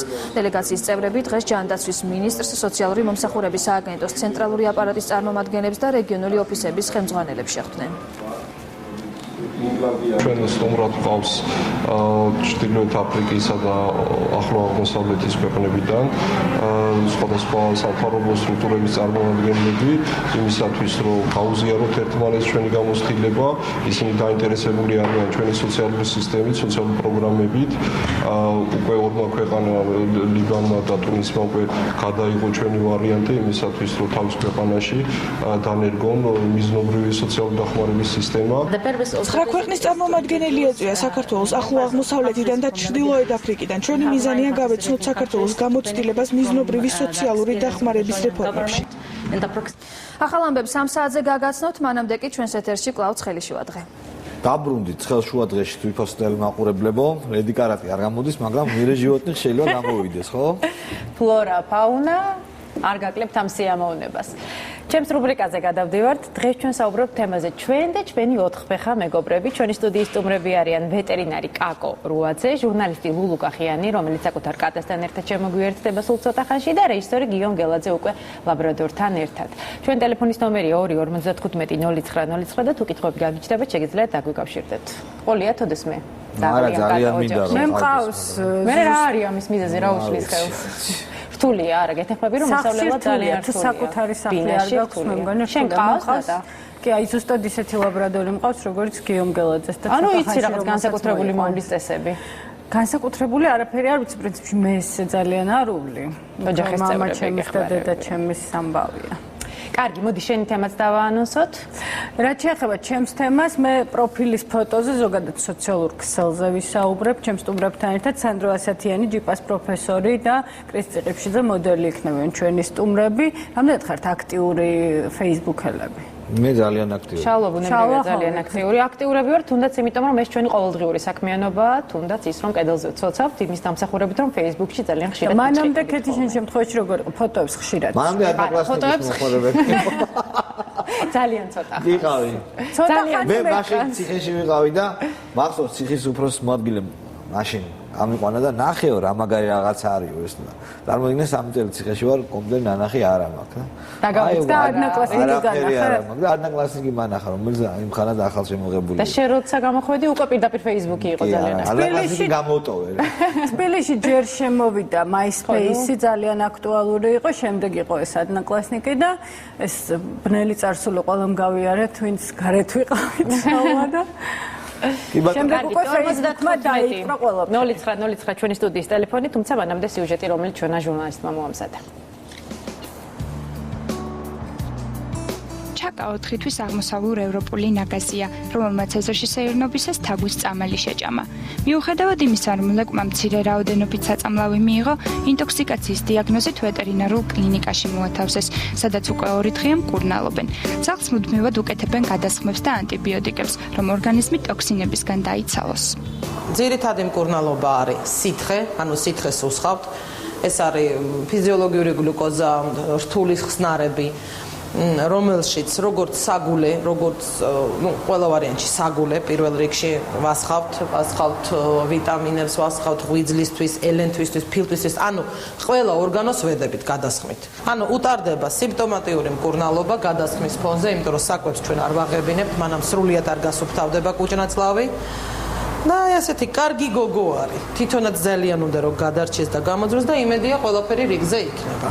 ლეკვი როგორც წესი ყველაფერს გემოს უსინჯავს. ჩვენი საყვარელი ცხოველის ჯანმრთელობის დასაცავად ყველაზე ოპტიმალური ვარიანტი ეზოში გასეირნებისას ალიკაბის გამოყენებაა. ჩაკას ჩვეულებრივ კვებაზე მკურნალობის დასრულების შემდეგ გადაიყვანენ. ლეკვი ვეტერინარის ზედამხედველობის ქვეშ იმყოფება, რომელიც იმედოვნებს, რომ 2 დღეში ჩაკას სრულიად ჯანმრთელი დატოვებს კლინიკას. მაცუდი რეაქცია? არა, ხო? ეს ხო, ძალიან ეთერში ვართ, მივესალმები ჩვენ სტუმრებს, მე სამი სტუმარი დავაანონსე, თუმცა მოდით გაგვაცანით კიდევ უფრო ახლოს თქვენი 4 ფეხა მეგობრები. ლულუ მოიყვანა საკუთარი კატა. კი, ახლა ვცდილობ რომ გამოვიყვანო, ვფიქრობ. მერე? რა სიზამს? უჭირს ადაპტაცია, ხო გარემოსთან. პირველად არის პირდაპირ ეთერში ლულუ. ეს არის ჩემი კატის მონათლა, ლუსი მოდი. კარგი, სანამ ლუსი შეეგუება, მანამდე გავიცნოთ გიოს ძაღლი. გიო, რა ქვია ძაღლს? ეს არის ლაბრადორი. გამარჯობათ. უიმე ლუსი. აბა ნახოთ. რაღაც როგორი სახელი, როგორ მოწავთ. სახელი ძალიან უხდება. კეთი თავი ლუსი გრეი. სახელი თქვი უფრო ესე მაგ. არა, ხო ლუსი გრეი, ხო ლუსი გრეი, ხო გრეი. ძაღლი ნახე როგორ დაინტერესდა. პრობლემები ხო არ შეგვექნება გიო ძაღლს და კაცას ერთდროულად. გაგვაცანი უფრო ახლოს რა ქვია? ეს არის ბენჯი 11 წლის ბენჯი. რამდენი წლის? 11. 11 წლის ბენჯი და ლუსი რა ასაკშია? 9 თვის. უი, სულ პატარა ყოფილი. ეს პატარაა და გამოუცდელი არც იცის ძაღლი რა არის. ბატონო კაკო, თქვენგან დავიწყებთ. როდესაც გადავწყვიტებთ რომ შევიძინოთ ან უბრალოდ ჯუქნიან ცხოველს, რისი ცოდნაა აუცილებელი? თავდაპირველად უნდა ვიცოდეთ რომ ეს არის უდიდესი პასუხისმგებლობა, იმიტომ რომ ძალიან ბევრ პრობლემას რეალურად შეიძლება წავაწყდეთ. ძალიან დიდი დროის დათმობა უნდა მოგვიწევს ბუნებრივია ცხოველთან ურთიერთობისას და აი რა უნდა ვიცოდეთ, როგორი გარემო უნდა შეუქმნათ მათ? ჯერ ერთი უნდა აირჩიოს, რომელი ჯიშის ძაღლი ჭირდება. შეიძლება დიდი ტანის იყოს, პატარა ტანის იყოს, თვითონ როგორი მოწონს გააჩნია და რისთვის ჭირდება? ხო ასეა? რისთვის ჭირდება, მთავარი ეგ არის, ხო?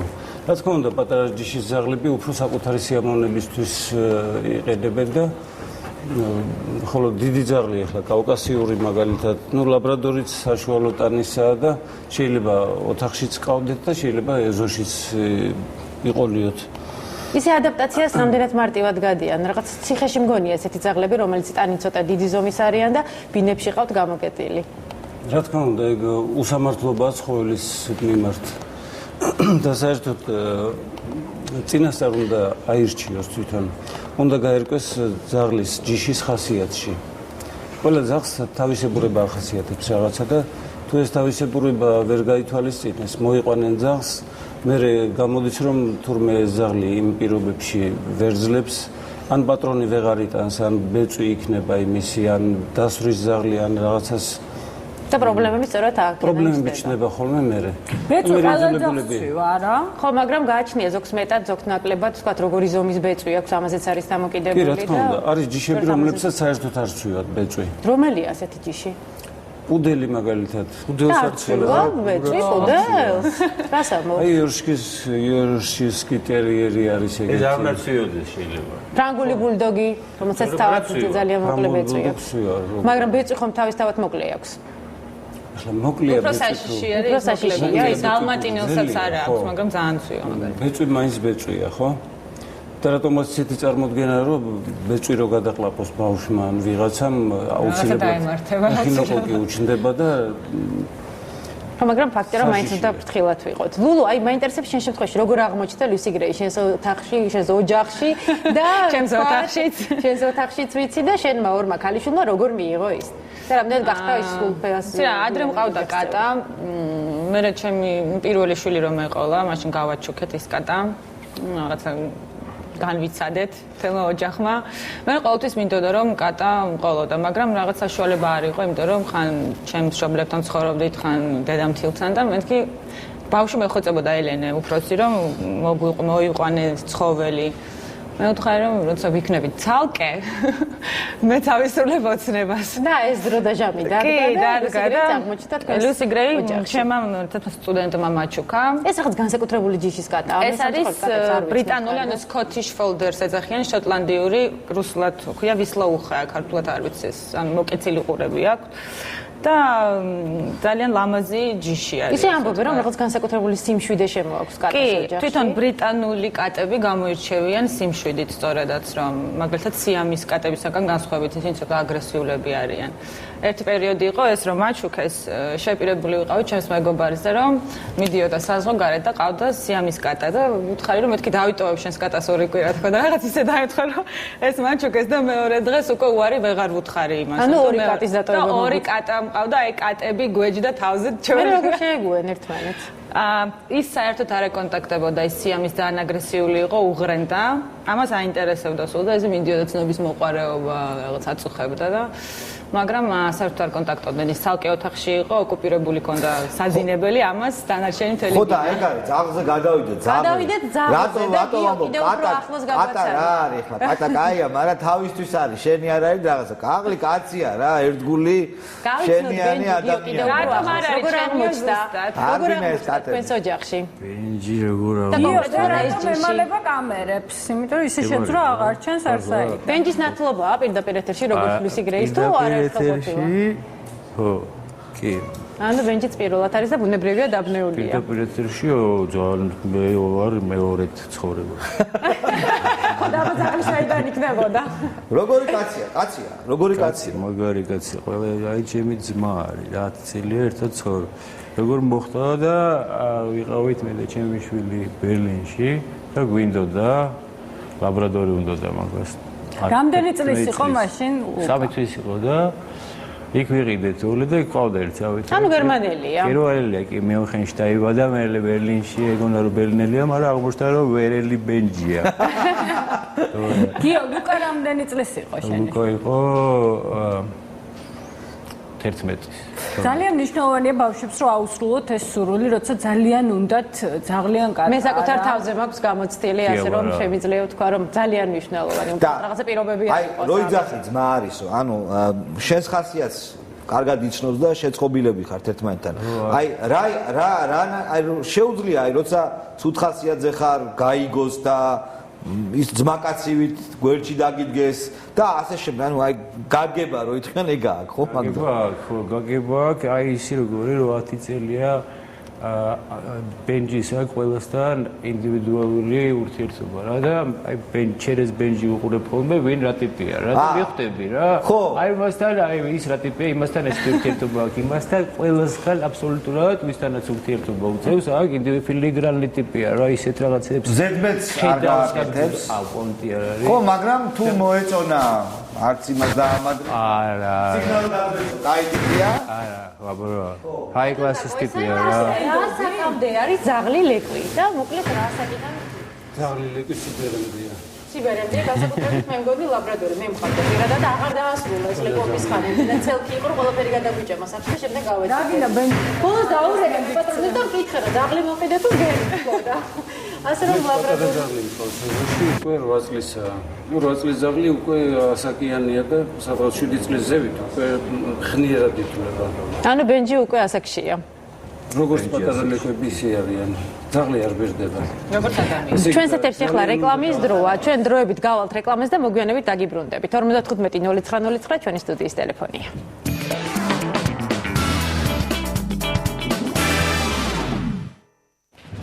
დაბრუნდით პირდაპირ ეთერში ჩვენ საუბრობთ თემაზე ჩვენ და ჩვენი 4 ფეხა მეგობრები ბატონ კაკო როგორ უნდა ვყვებოთ ძაღლი რაც ძალიან მნიშვნელოვანია და კატავიც ბუნებრივია ბაზარზე ძალიან ფართო არჩევანია სხვადასხვა ფერები სხვადასხვა ფასები რის მიხედვით უნდა შევარჩიოთ საკვები ძაღლის ჯიშის მისი ასაკის მისი მოცულობის პირველი ასაკის მიხედვით უნდა შეირჩეს მერე ძაღლის ზომაზე გააჩნია რა ზომის ძაღლია არის დიდი ტანის ძაღლები არის პატარა ტანის ძაღლები და ამათ უყველას სჭირდებათ თავისებური კვება და თავარია რა არის ცით ასაკზე ახლა ხანდახან არის ხოლმე რომ ზუზუმწოვარა ძაღლს ლეკვს მოაცილებენ დედას და მიყავთ სახლში პირდაპირ არც იციან რა აჭამო დაუსხავენ ხოლმე რძეს იმიტომ რომ რძე უყვარს და აი ესეთ ადამიანებს რა რჩევა შეგვიძლია მივცეთ რა ასაკამდე უნდა იყოს თქვა ლეკვი დედასთან და რა ასაკიდან შეგვიძლია უკვე სახლში წავიყვანოთ და რითი უნდა ვყვებოთ დედასთან და იყოს მინიმუმი 1 თვე თუ უფრო მეტხანს იქნება უფრო უკეთესია იმიტომ რომ ლეკვი დედის რძიდან იღებს ანტისხეულებს იმუნიტეტს იძენს ხო სხვადასხვა დაავადებებისადმი და როდესაც ადრე აცილებენ დედას, მაშინ ლეკვი დაუცველი რჩება და იმას უნდა რაღაც სტერილური გაზრდა, რომ რამე დაავადება არ შეხვდეს. 2 კვირის განმავლობაში დედის იმუნიტეტი მიყვება თან და შემდეგ უნდა გაკეთდეს უკვე შრატი უნდა გაკეთდეს სპეციალური. ამ შრატით გასვლიდან 2 კვირის შემდეგ დაუშვათ მერე უკვე ვაქცინაცია მიდის. მაგრამ რაც შეეხება თვითონ კვებას. აი აცრებზეც, აი კვებას დავასრულო და აცრებზეც მინდა შეგეკითხოთ. რაც შეეხება თვითონ კვებას, რა თქმა უნდა ძალიან მრავალფეროვანია საკვები. უნდა შეერჩეს ასაკის მიხედვით ლეკვს. და მით უმეტეს რომ ეს საკვები არის ძალიან კარგად შეზავებული, აქ მთელი ინსტიტუტები მუშაობენ ამ საკვების შეზავებაზე და შემადგენლობაზე.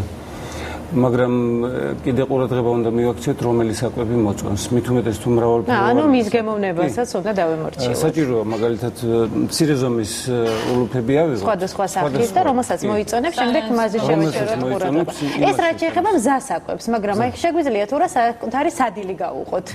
თქვათ წვნიანი, ან ხორცი, ძვალი. იცით რა, მე თუ მკითხავთ, სანამ ეს საკვები შემოდიოდა მე მგონი ყავდათ ხარ ძაღლები აჭმევდნენ ხო ასე უფრო ძვირადღირებული სიამოვნება მაგრამ როდესაც საკუთარ ულუფას უყობ უფრო მარტივი აი მოდით რჩევები ამ კუთხითაც მივცეთ მაყურებელს მაგ კუთხით ახლა რა არის ძაღლს და გინდა კატას არ უყვართ არ შეიძლება მათთვის ძალიან ცხიმიანი საკვები ეგ დაბალანსებული არის მარილი იმ რაოდენობით რასაც ჩვენ ვჭამთ მაგათი შხამია ეს მარილი უნდა განზავდეს სანახევრად და შეგვიძლია საერთოდ ამოვიღოთ მარილი კვების რაციონიდან? საერთოდ ამოღება არ არის საჭირო. აი ჩვენთვის უმარილო როა ეს საკვები არის იმათთვის მისაღები. მე მაინც უნდა ფსიქოლოგიურ ასპექტებზე გავაკეთო აქცენტი, იმიტომ რომ გასაგებია ხო კვება ძალიან მნიშვნელოვანია, მაგრამ როცა მეგობარი ყავს, აი მინდა მიმართო ჩვენ სტუმრებს, ლულუს და გიოს, აი 4 ფეხა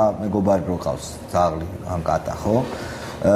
ფსიქოლოგიურ წონასწორობის დაცვაში ან რაღაც გაჭირვების გაატანაში ან მსგავს რაღაცებში ძალიან გეხმარებათ ხო ეს შენ კატას რაც შეეხება არ ვიცი ეს როგორ არის კატას სწორედ რომ კატას უფრო მე როგორც ვიცი კატები აბლასებენ ამშვიდებენ ადამიანს ბევრი შემთხვევა მქონია აი რომ ტკივა მაგალითად ან ზურგი ან თავი ხო კატა გრძნობს იმ ადგილს და შეიძლება იქ მიუჩნდეს იმ ადგილს რომ ეს უარყოფითი ენერგეტიკა წაიღოს ამბობენ იმასაც რომ კატა უარყოფით ენერგეტიკას რაც სახლში არის იღებს თავის თავზე.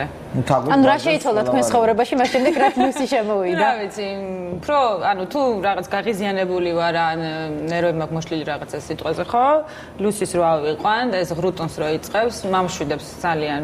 ანუ ჩემთვის კატა არის რელაქსის ერთ-ერთი საშუალება რა, ანუ მეხმარება მოდუნებაში. უყურე როგორ არის აი გიომას თქვა და კიდევ ერთხელ ალბათ რომ ეს არის მისი ძმაკაცი, მეგობარი და მე მესმის როგორც არის. შენ შეიძლება თქვა რომ ეს არის კატა არის შენი მეგობარი.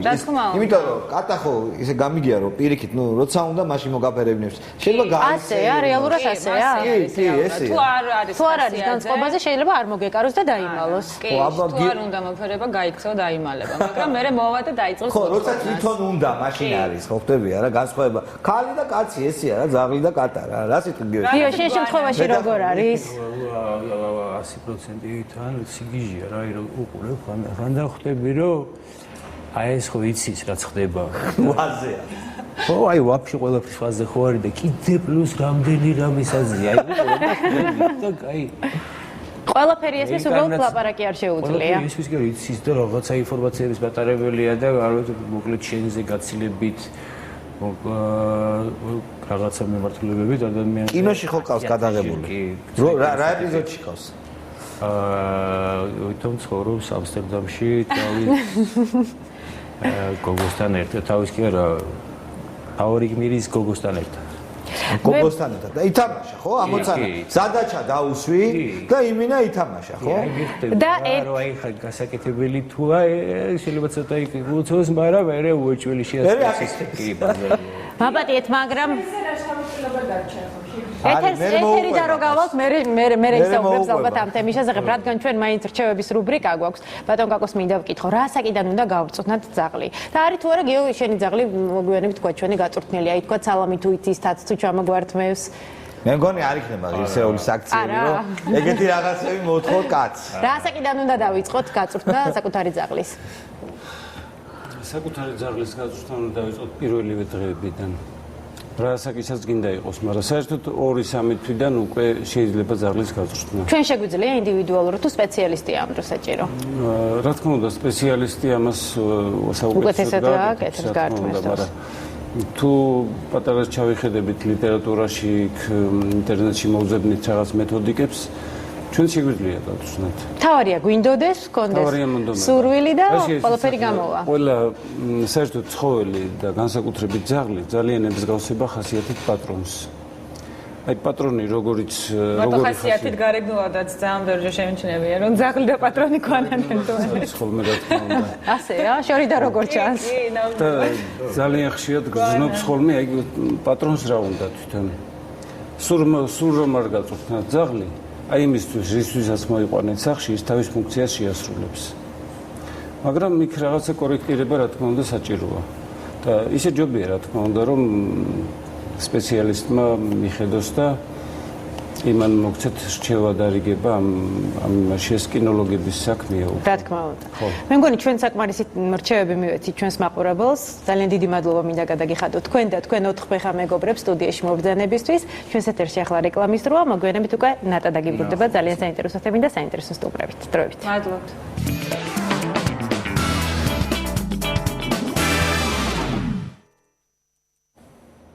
მოგესალმებით, ბრუნდებით, ცხელი შუადღე გიბრუნდებათ და ამჯერად თემით პროფილის ფოტო, სოციალური ქსელი და ასე შემდეგ. სანდრო ასათიანია ჩვენი სტუმარი, ჯიპას პროფესორი და კრის წიღიფშიძე მოდელი, რომლებიც მოვიწვიეთ სწორედ ამ თემაზე სასაუბრად. სანდრო, როგორც ვიცი, წიგნიც გაქვთ. ამ თემასთან დაკავშირებით რაღაცა ბევრი კვლევა გაკეთებული. წიგნს ქვია სოციალური მედია სკოლაში, ეს პროექტის ფარგლებში დაიფეშტა და მთელი საქართველოს მასშტაბით ამ პროექტის ფარგლებში დავდიოდით და ბავშვებს, უბრალოდ კლასელებს უხსნიდით, რომ Facebook-ში მარტო გართობა არ არის, რეალური თანამოაზრეების მოკრება, პრობლემის ირგვლივ ხალხის გაერთიანება, ეს ყველაფერი შეიძლება Facebook-ის საშუალებით და წიგნშიც არის მაგალითები მოყვანილი და როგორ მუშაობს ეს ყველაფერი. მოდით ფოტოებზე ვისაუბროთ ჯერ. კრისტი არის ძალიან აქტიური Facebook-ელი და ყველაზე აქტიურად რასაც აკეთებ, როგორც ვიცი, არის ფოტოების დადება. ერთადერთი რამ, რაცაც ვაკეთებ Facebook-ზე, ეს არის ფოტოს დადება. ჩვენ შეგვიძლია კრისტის პროფილი, აქ შეგვიძლია პარალელურად გავუშვათ და მე დავკლიკავ და ეს არის მაგალითად მისი პროფაილ ფოტო, შეგვიძლია გავუშვათ ეთერში. ეს არის ეს არ არის პროფილი. არა, ეს არ არის პროფილი, მე მაქვს დაშვებული და შეგვიძლია ლეპტოპიდან გავუშვათ. ეს არის უბრალოდ კრისტის ფოტოები, რომლებიც გუშინ ამოვარჩიეთ ჩვენ. ეს არის ჩვენ ხედავთ პროფილის ფოტოები. კრისტი, რამდენად ხშირად ვცვლი პროფილის ფოტოს? სხვათა შორის ძალიან დიდი ხანია მიღენია ეს ფოტოები, ანუ ეხლა რაც არის. რაღაც რის მიხედვით ვცვლი ხო? არა, რაღაც ეს მომწონს ეს რაღაც შემხასიათს გავს და შავ-თეთრია და ზოგიერთ ფერად, მაგალითად ეს ძალიან კარგი ფოტოა. საერთოდ ადამიანები იმ ფოტოებს აყენებენ პროფილზე, რომლებსაც გვანან? სავარაუდოდ აყენებენ იმას, როგორი უნდა რომ ჩანდეს რა, იმიტომ რომ ინტერნეტი იმ საშუალებას იძლევა, რომ არა იყო ისეთი როგორც ხარ, არამედ იყო ისეთი როგორც გინდა რომ იყო. საინტერესოა ესეც. თქვათ ინტერნეტში და სოციალურ ქსელში უფრო შეგვიძლია გამოვამჟღავნოთ საკუთარი თავი. მე მაგალითად ვიცნობ ადამიანებს, რომლებიც არაფრით თითქოს ყურადღებას არ იქცევენ, თუმცა დაუმეგობრდები Facebook-ში და აღმოაჩენ, რომ ფანტასტიკური იუმორი აქვს, კარგ სტატუსებს. ამ პირიქით, რომ ძალიან დიდი ხანი იცნობ ადამიანს და მე Facebook-ით გამიცნია, რომ თორმე რაღაცა ისეთი ყოფილა. ანუ ვისაც შესაძლებელი შესაძლებლობების პირთათვის უნიკალური შანსია იმისა, რომ არ იყოს ჩაკეტილი თავის ოთახში, ხო? ანუ ვიღაცას ესაუბროს, რაღაცა გამოაქვეყნოს, თავისი აზრი გამოთქვას. აი ამ ადამიანებისთვის არის ძალიან დიდი დახმარება. თუმცა ძალიან აქტიურად ვართ და ისე ჩათრეული ვყავართ ყველა, მიჯაჭვულები ვართ და როცა Facebook-ის გავლენაზე ვსაუბრობთ, ძირითადად აი ამ მიჯაჭვულობის დოზას გავსაზღვრავთ ხოლმე. ხო, აი არსებობს ეს ფსიქოტიპი ახალი კიდე ინტერნეტ ტროლებს ეძახიან ადამიანები, რომლებიც აგრესიას აი ინტერნეტში ხარჯავენ. ხო, ან ჩაკეტილი ტიპები, რომლებიც ხო ინტერნეტ ტროლებს აი თქვა რაღაცა გინების შემსვლელს, შეურაცხყოფას შემსვლელ კომენტარებს ტოვებენ და აი ეს ფსიქოტიპიც გამოიყვანეს რა, ეს არის ადამიანი, რომელიც ჩაკეტილია, რომელიც რეალურ ცხოვრებაში არ შეუძლია ამ თავის ეს გამოხატვა და ცხოვრებაში ეს არ გადადის და არანაირი ფორმით არ ჩანს. ნუ რა ვიცი ხა ესეთ კომენტარებს მინახე Facebook-ში, რომ კიდევ კაი რომ ინტერნეტზე რომ ჩვენ აგრესიას აქ ხარჯავთ, ხო? რაღაცნაირად შეიძლება ითქვას რა. და ფოტოთი გარკვეულწილად შეიძლება საკუთარი პროტესტი გამოხატო? ხო, რა თქმა უნდა, იქ ყველაფერი, ანუ რეალურად შეიძლება ესე ვთქვათ, რომ Facebook-მა შეიძლება ჩვენზე უფრო მეტი იცის, ვიდრე ჩვენ. იმიტომ რომ დასვა ფსიქოლოგია, თქვათ ადამიანის პროფილი, მის ვიმკითხავ ასე ვთქვათ, ანუ გამოვიცნო ტიპი, რომ პროფილზე რომ შევიდე. მისი ფოტოებით, მისი მეგობრებით, მისი რაღაცა სტატუსებით შემიძლია რაღაცა პორტრეტი დავხატო და არ ვწდები სხვათა შორის. აი მე შალოს თქო რომ გამიხსნას ის ფოტო, მე როცა მაგალითად ძალიან დიდი პროტესტი მქონდა, ციხის კადრები რომ გავიდა გახსოვთ ალბათ ყველას. შავი კვადრატი მე ყველას. შავი კვადრატი ყველას ქონდა, თუმცა შავ კვადრატამდე აი შალოს თუ აქვს საშუალება გვაჩვენოს ეს ფოტო. მაშინ პროდიუსერებს თქო ანუ აი ამ ფორმით რაღაცნაირად გამოვხატავთ საკუთარ პროტესტს, განსხვავებულ დამოკიდებულებას. თორე დაგვიჭერენ. რატო და დაგვიჭერს, აგერ მეტი სარგებელი ხალხს. ხო, მე ვეცადე აი ამ ფორმით გამომეხატა ჩემი პროტესტი და განსაკუთრებით აქტიური იყო Facebook-ი აი ამ წინა საარჩევნო პერიოდში თუ გახსოვთ. კი, შეიძლება რაღაც. მაგრამ ეს განწყობა გადავიდა მე რეალურ ცხოვრებაში. კი, მაგრამ ეგვიპტის როცა ანალიზებენ რა მოხდა ეგვიპტეში, ხო იქ ამბობენ, რომ აი ეს ეგვიპტის რევოლუცია ყველა დანარჩენი რევოლუციისგან მსოფლიოს ისტორიაში. იმითი განსხვავდებოდა, რომ არ ყავდა გამოკვეთილი ლიდერი ან ლიდერთა ჯგუფი. ანუ თუ კი ადრე ადამიანები ერთიანდებოდნენ ვიღაცის ირგვლივ და აი მართალი თქვა და მოდი ესე გავაკეთოთ. აი ეგვიპტეში ხო ეს იყო სპონტანური, ანუ ერთმა დაწერა, მეორემ რაღაც კომენტარი მიამატებელს და აღარ იყო ვიღაცა ერთი ვის ირგვლივაც გაერთიანდა. ხო, აი Facebook-ი იძლევა თუნდაც ამის საშუალება. თუ არის პრობლემა, კი ბატონო, მე იმის მამინდა რომ მე მაგალითად მაქვს ერთი fan page-ი მაქვს და ერთი ჩემი დაახლოებით 20,000 ფოლოვერი მყავს აქაც და იქაც და მე ვთვლი რომ საკმაოდ კარგად დავარ წარმოდგენილი Facebook-ში. რატო არის ეს საინტერესო ჩემთვის? ჩემი აზრით ასეთი მედიები, კონკრეტულად Facebook-ი არის ძალიან ინტერაქტიული პირველი და მომავალზე ორიენტირებული. ანუ ის მედია, ტელევიზია მაგალითად აღარ იქნება მალე მოდაში დროის სიმცირის გამო და იქნება რაღაც ესეთი პროფილები, სადაც ყველა საინტერესო სტატია, ვიდეო, გამონათქვამი, ფილმის ნაწყვეტი იქნება თამოყრილი ერთად და შენ უბრალოდ აღარ მოგიწევს ყურება ტელევიზიისთვის ან სხვა რაღაც გაზეთების კითხვა მაგალითად და რამოდენიმე პროფილი ჩემს ინტერესს დაეკმაყოფილებ. ეხლაც არის პროფილები, სადაც გამუდმებით შევდივარ, რომ გავიგო სხვა ადამიანების მოსაზრება, თუ ერთი ადამიანი კონკრეტულ ჯგუფის მოსაზრებას გამოხატავს, იმის პროფილს უყურებ. მომავალი, მე მგონი ასეთი ეს მედიად გარდა იქნება. მე მგონი მალე მოვად, როცა ფულს გააკეთებ უკვე შენი პროფილის შექმნით და ბიზნესაც ჩამოყალიბდება, რა. და სხვათა შორის ბავშვები იყენებენ ძალიან აქტიურად Facebook-ს, ძალიან ბევრი ინფორმაციას იღებენ აქედან. აი რაც თქვა, ეს ტერმინიც არის ტრენდსეტერი, ანუ ადამიანი, რომელიც ტრენდს წევს. ვის პროფილსაც შედიან, ვის ყურადღებასაც ითვალისწინებენ. აი ესეთი კვლევაც იყო, რომ მაგალითად ჭიანჭველებში საშუალო ჭიანჭველას აქვს 20 ჭიანჭველასთან კონტაქტი და არიან ვიღაცები, ვისაც 60-ზე და მეტთან. ანუ თითქოს ხიდი არის ინფორმაციული, ხო? შესაბამისად Facebook-შიც იქნება რაღაც პროფილები, რომელიც იქნება ინფორმაციული ხიდები, სადაც თავს მოიყრის ეს ინფორმაცია და სადაც მოხდება ამ ინფორმაციის გაცვლა, ხო? ძალიან ბევრი ტერმინი შემოიღო, რა, Facebook-მა და ეს გადმოვიდა რეალურ ცხოვრებაში, დაშიარება, რაღაცა ლაიქება ისე ხმარობთან სიტყვებს, ვითომ ქართული იყოს. და კიდევ გადავიდა უფრო ანუ ჩვენს ყოფაში, ხო ეს სიტყვები. რაღაც როგორც ახლა რაღაც თქვა სიტყვა ბესტსელერი, ხო საერთაშორისო სიტყვაა და მე ვფიქრობ რომ ეს რაღაცა გაიმკვიდრა. მალე დამკვიდრდა ეს სიტყვები, რა არის ამის მიზეზი? რომ ვიყენებთ, იმიტომ რომ გვჭირდება სიტყვები, რომლებიც არის საჭირო და ანალოგი არ აქვს.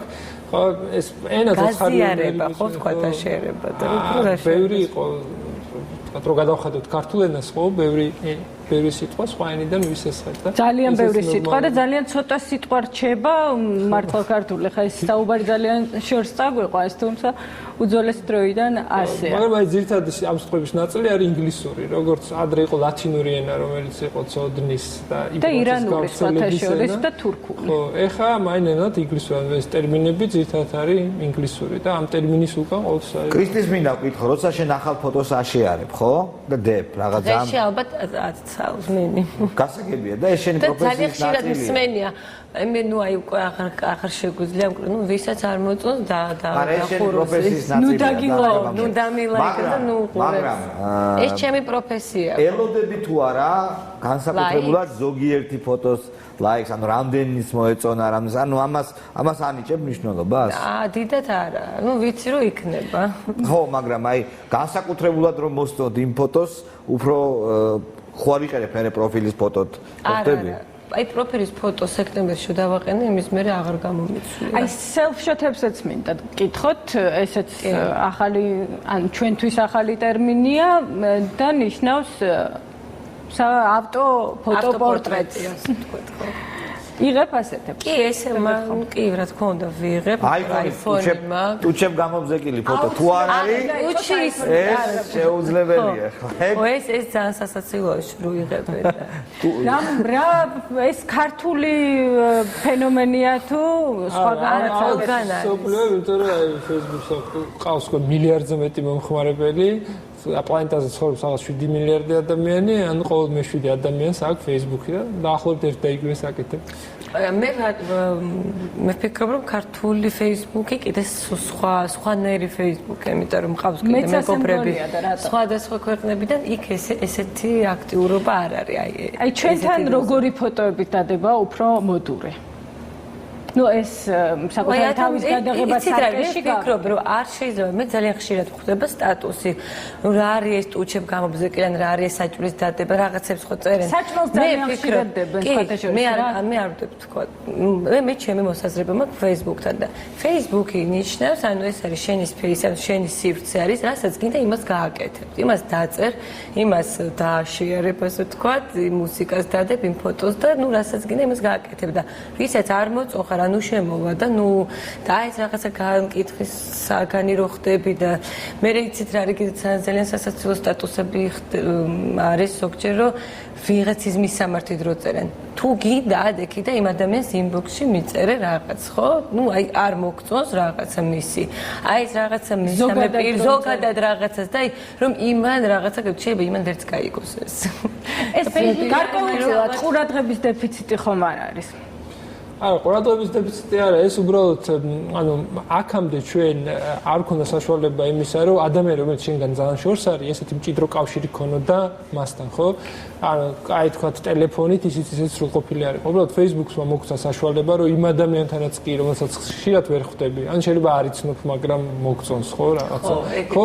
მასთან კონდეს მჭიდრო კავშირი. Facebook-ი არის მაინც ალბათ დროის მჭამელი, ასეც უწოდებენ მას და მაინტერესებს აი პირადად კრისტი დროის რა მონაკვეთს თმობს მას და არის ტელეფონში, მაგრამ რო გითხრათ, ძალიან ხშირად სადღაც იქ ვიქექები და ვათვალიერებ რამის არა. თუმცა პარალელურად ცხოვრებისა ხარ ტელეფონი იყო ჩემთვის რაღაც ერთ-ერთი მთავარი და არის რჩება, იმიტომ რომ არის ამის გარეშე ძალიან ბევრ საქმეს ვაკეთებ. დღეს შეიძლება ისე ჩაიაროს, რომ ერთხელ მაინც არ ეს არა მარტო მოდელობის, ანუ იქაც მუშაობ საავტორო უფლებების დაცვაში და ნუ იქაც ძალიან მეხმარება ახლა გვაქვს 31-ში პრეზენტაცია ჟურნალისტ და უკვე რაღაცა ვიწყებ ამის თქვა PR-ს აქედან. ჩეკინებზე მინდა კითხო, აგე ხა მოუყურებ. ჩეკინი, ეს ჩემი შვილი მათ ჩეკინებს. მე უყურებ ახლა შენ გვერდს და პურის სახში წყობილ ხარ გენაცვალე. მე იყავი 23-ში შარდენზე. ეს ჩემი შვილი და სულ ეჭვია. ნატალია არის საინტერესო. მაგრამ ჩეკინებისთვის არსებობს პროგრამა Foursquare, რომელშიც ვარ ძალიან აქტიურად ჩართული. ანუ შომა იცის შენი პაროლი? არა, ჩემი იცის საერთოდ ვინ არის? არა, რა თქმა უნდა, არავინ არ იცის. ეს აუცილებელი პირობაა, რომ პაროლი არავინ იცოდეს. არავინ არ იცის და თვეში ერთხელ ვცვლი, იმიტომ რომ ესეთი დასხვევა არისო, ანუ მითხრეს, გავიკრა. ანუ ამის გარდა შეგიძლია შენ ტელეფონის ნომერს მიამაგრო, რომ თუ რაღაცა მოხდა უცებ იდენტიფიკატორი იყოს შენი ტელეფონის ნომერი, ცოტა ხნის წინ გამოგვიგზავნა Facebook-მა წერილები, რომ მიაბით თქვენ ტელეფონის ნომერს, იმიტომ რომ შეიძლება რაღაცა შევიდეს, რაღაცა შეცვალოს, მაგრამ მე აღადგენ. რისკი არის რეალურად იმისი, რომ რაღაცა ინფორმაცია ვთქვათ ჩვენი გვერდიდან გავა, ან ჩვენი ინბოქსიდან. არა, ჩვენი გვერდიდან რო გავა, Facebook საერთოდ ისე არის აწყობილი, რომ ვერ დაკეტავ, ხო? ნუ ყველაზე მინიმუმ შენი მეგობრები ამას ნახავენ. საფრთხე არის იმისა, რომ ვიღაცა შემოძრეს და თქვა მე მაგათ ძალიან ცუდი რაღაც დამართა, ძალიან შემთხვევით აი ესე ნუ მეგონა რომ ჩემი იყო, ჩავრთე და წავიკითხე ერთი ადამიანის ანუ მიმოწერა, ჩემზე იყო ძალიან ცუდი რაღაცები და იმის მე რა თქმა უნდა იმ ადამიანთან არანაირი პროფილში მოხდი. არა, ჩემი მეგობრის Facebook იყო ჩართული. მე მექანიკურად, ხო, და ის იყო გასული. მე მეგონა რომ ჩემია და რომ შევედი. მაგრამ როგორც კი მივხვდი რომ შენი იყო და რაღაცა აღარ გამორთე. აღარ გამორთე და იმის მე აღარ წავიკითხე არასდროს, იმიტომ რომ ძალიან ცუდად გავხდი. Facebook-ზე ახლა შეცდომა. მეგობარი ბიჭი იყო თუ გოგო? მეგობარი, ანუ ვის Facebook-იც იყო, არა, ვის Facebook-იც იყო ბიჭი და სხვა წერდა, გოგო წერდა. გოგო წერდა, მაგრამ ბიჭი ცოტა არ წერდა, გოგო წერდა და მე ბიჭი გიცავდა. არა, ბიჭი არაფერს არ ამბობდა, უბრალოდ იმისგან იყო ძალიან ცუდი ის, რომ რამდენი წელი ვიცნობდი და მეგონა რომ ძალიან კარგი გოგო იყო. შური კრისტი. კი, მივხვდი რომ შური იყო. სხვათა შორის ზოგ ოჯახში არის ცოლქმრული ერთგულების ნიშანი, როცა იციან ერთმანეთის პაროლი. არის, მაგრამ მე ეს სტატისტიკაც წავიკითხე, რომ ხშირად უკვე ამ გაშორების პროცესებზე სამხილი Facebook-იდან არის ხოლმე მოტანილი. რომ აი თქვათ არა მარტო დამეგობრებას ეხმარა.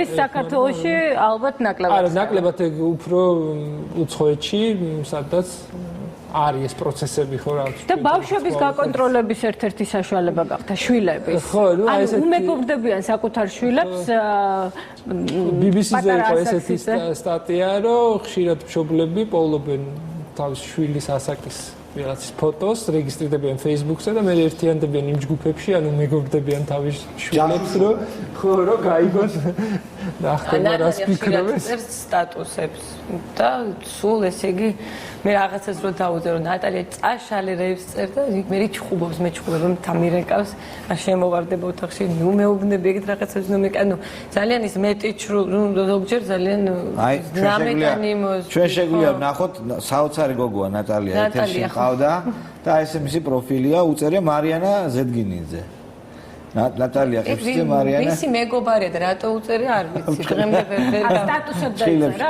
არა სახელი აი შეგიძლიათ ნახოთ პირდაპირ აი წერია ნატალია ხიფსი ფრთხილებში ნატალია იმ გოგოსაც ნატალია უწერია რაღაც თავიანთი რაღაცის მეგობრობის დამტკიცების ერთგვარი ფორმა ალბათ აი ბავშვები ჯგუფებს ქმნიან ხოლმე დახურულ ჯგუფებს და მაგალითად ერთმანეთში ცვლიან საშინაო დავალებებს ნუ ჩვენ დროს თუ გადაწერა იყო ახლა შეგიძლიათ ციფრული ფოტო აპარატთან ტელეფონით გადაუღო და უცებ დააშიარო დავამთავროთ ხო დაგვიჭერთ დავამთავროთ სანამ დაგვიჭირეს ძალიან დიდი მადლობა იმისთვის რომ გვეწვიეთ ვისაუბრეთ Facebook-ზე სოციალურ ქსელზე დიდი მადლობა მობრძანებისთვის კიდევ ერთხელ მე კიდევ ამ მშვიდობები მაყურებელს როგორ არის სულ სხვა თემები და სულ სხვა სტუმრებით დაგიბრუნდებით ხვალე ზუსტად პირველზე ნახვამდის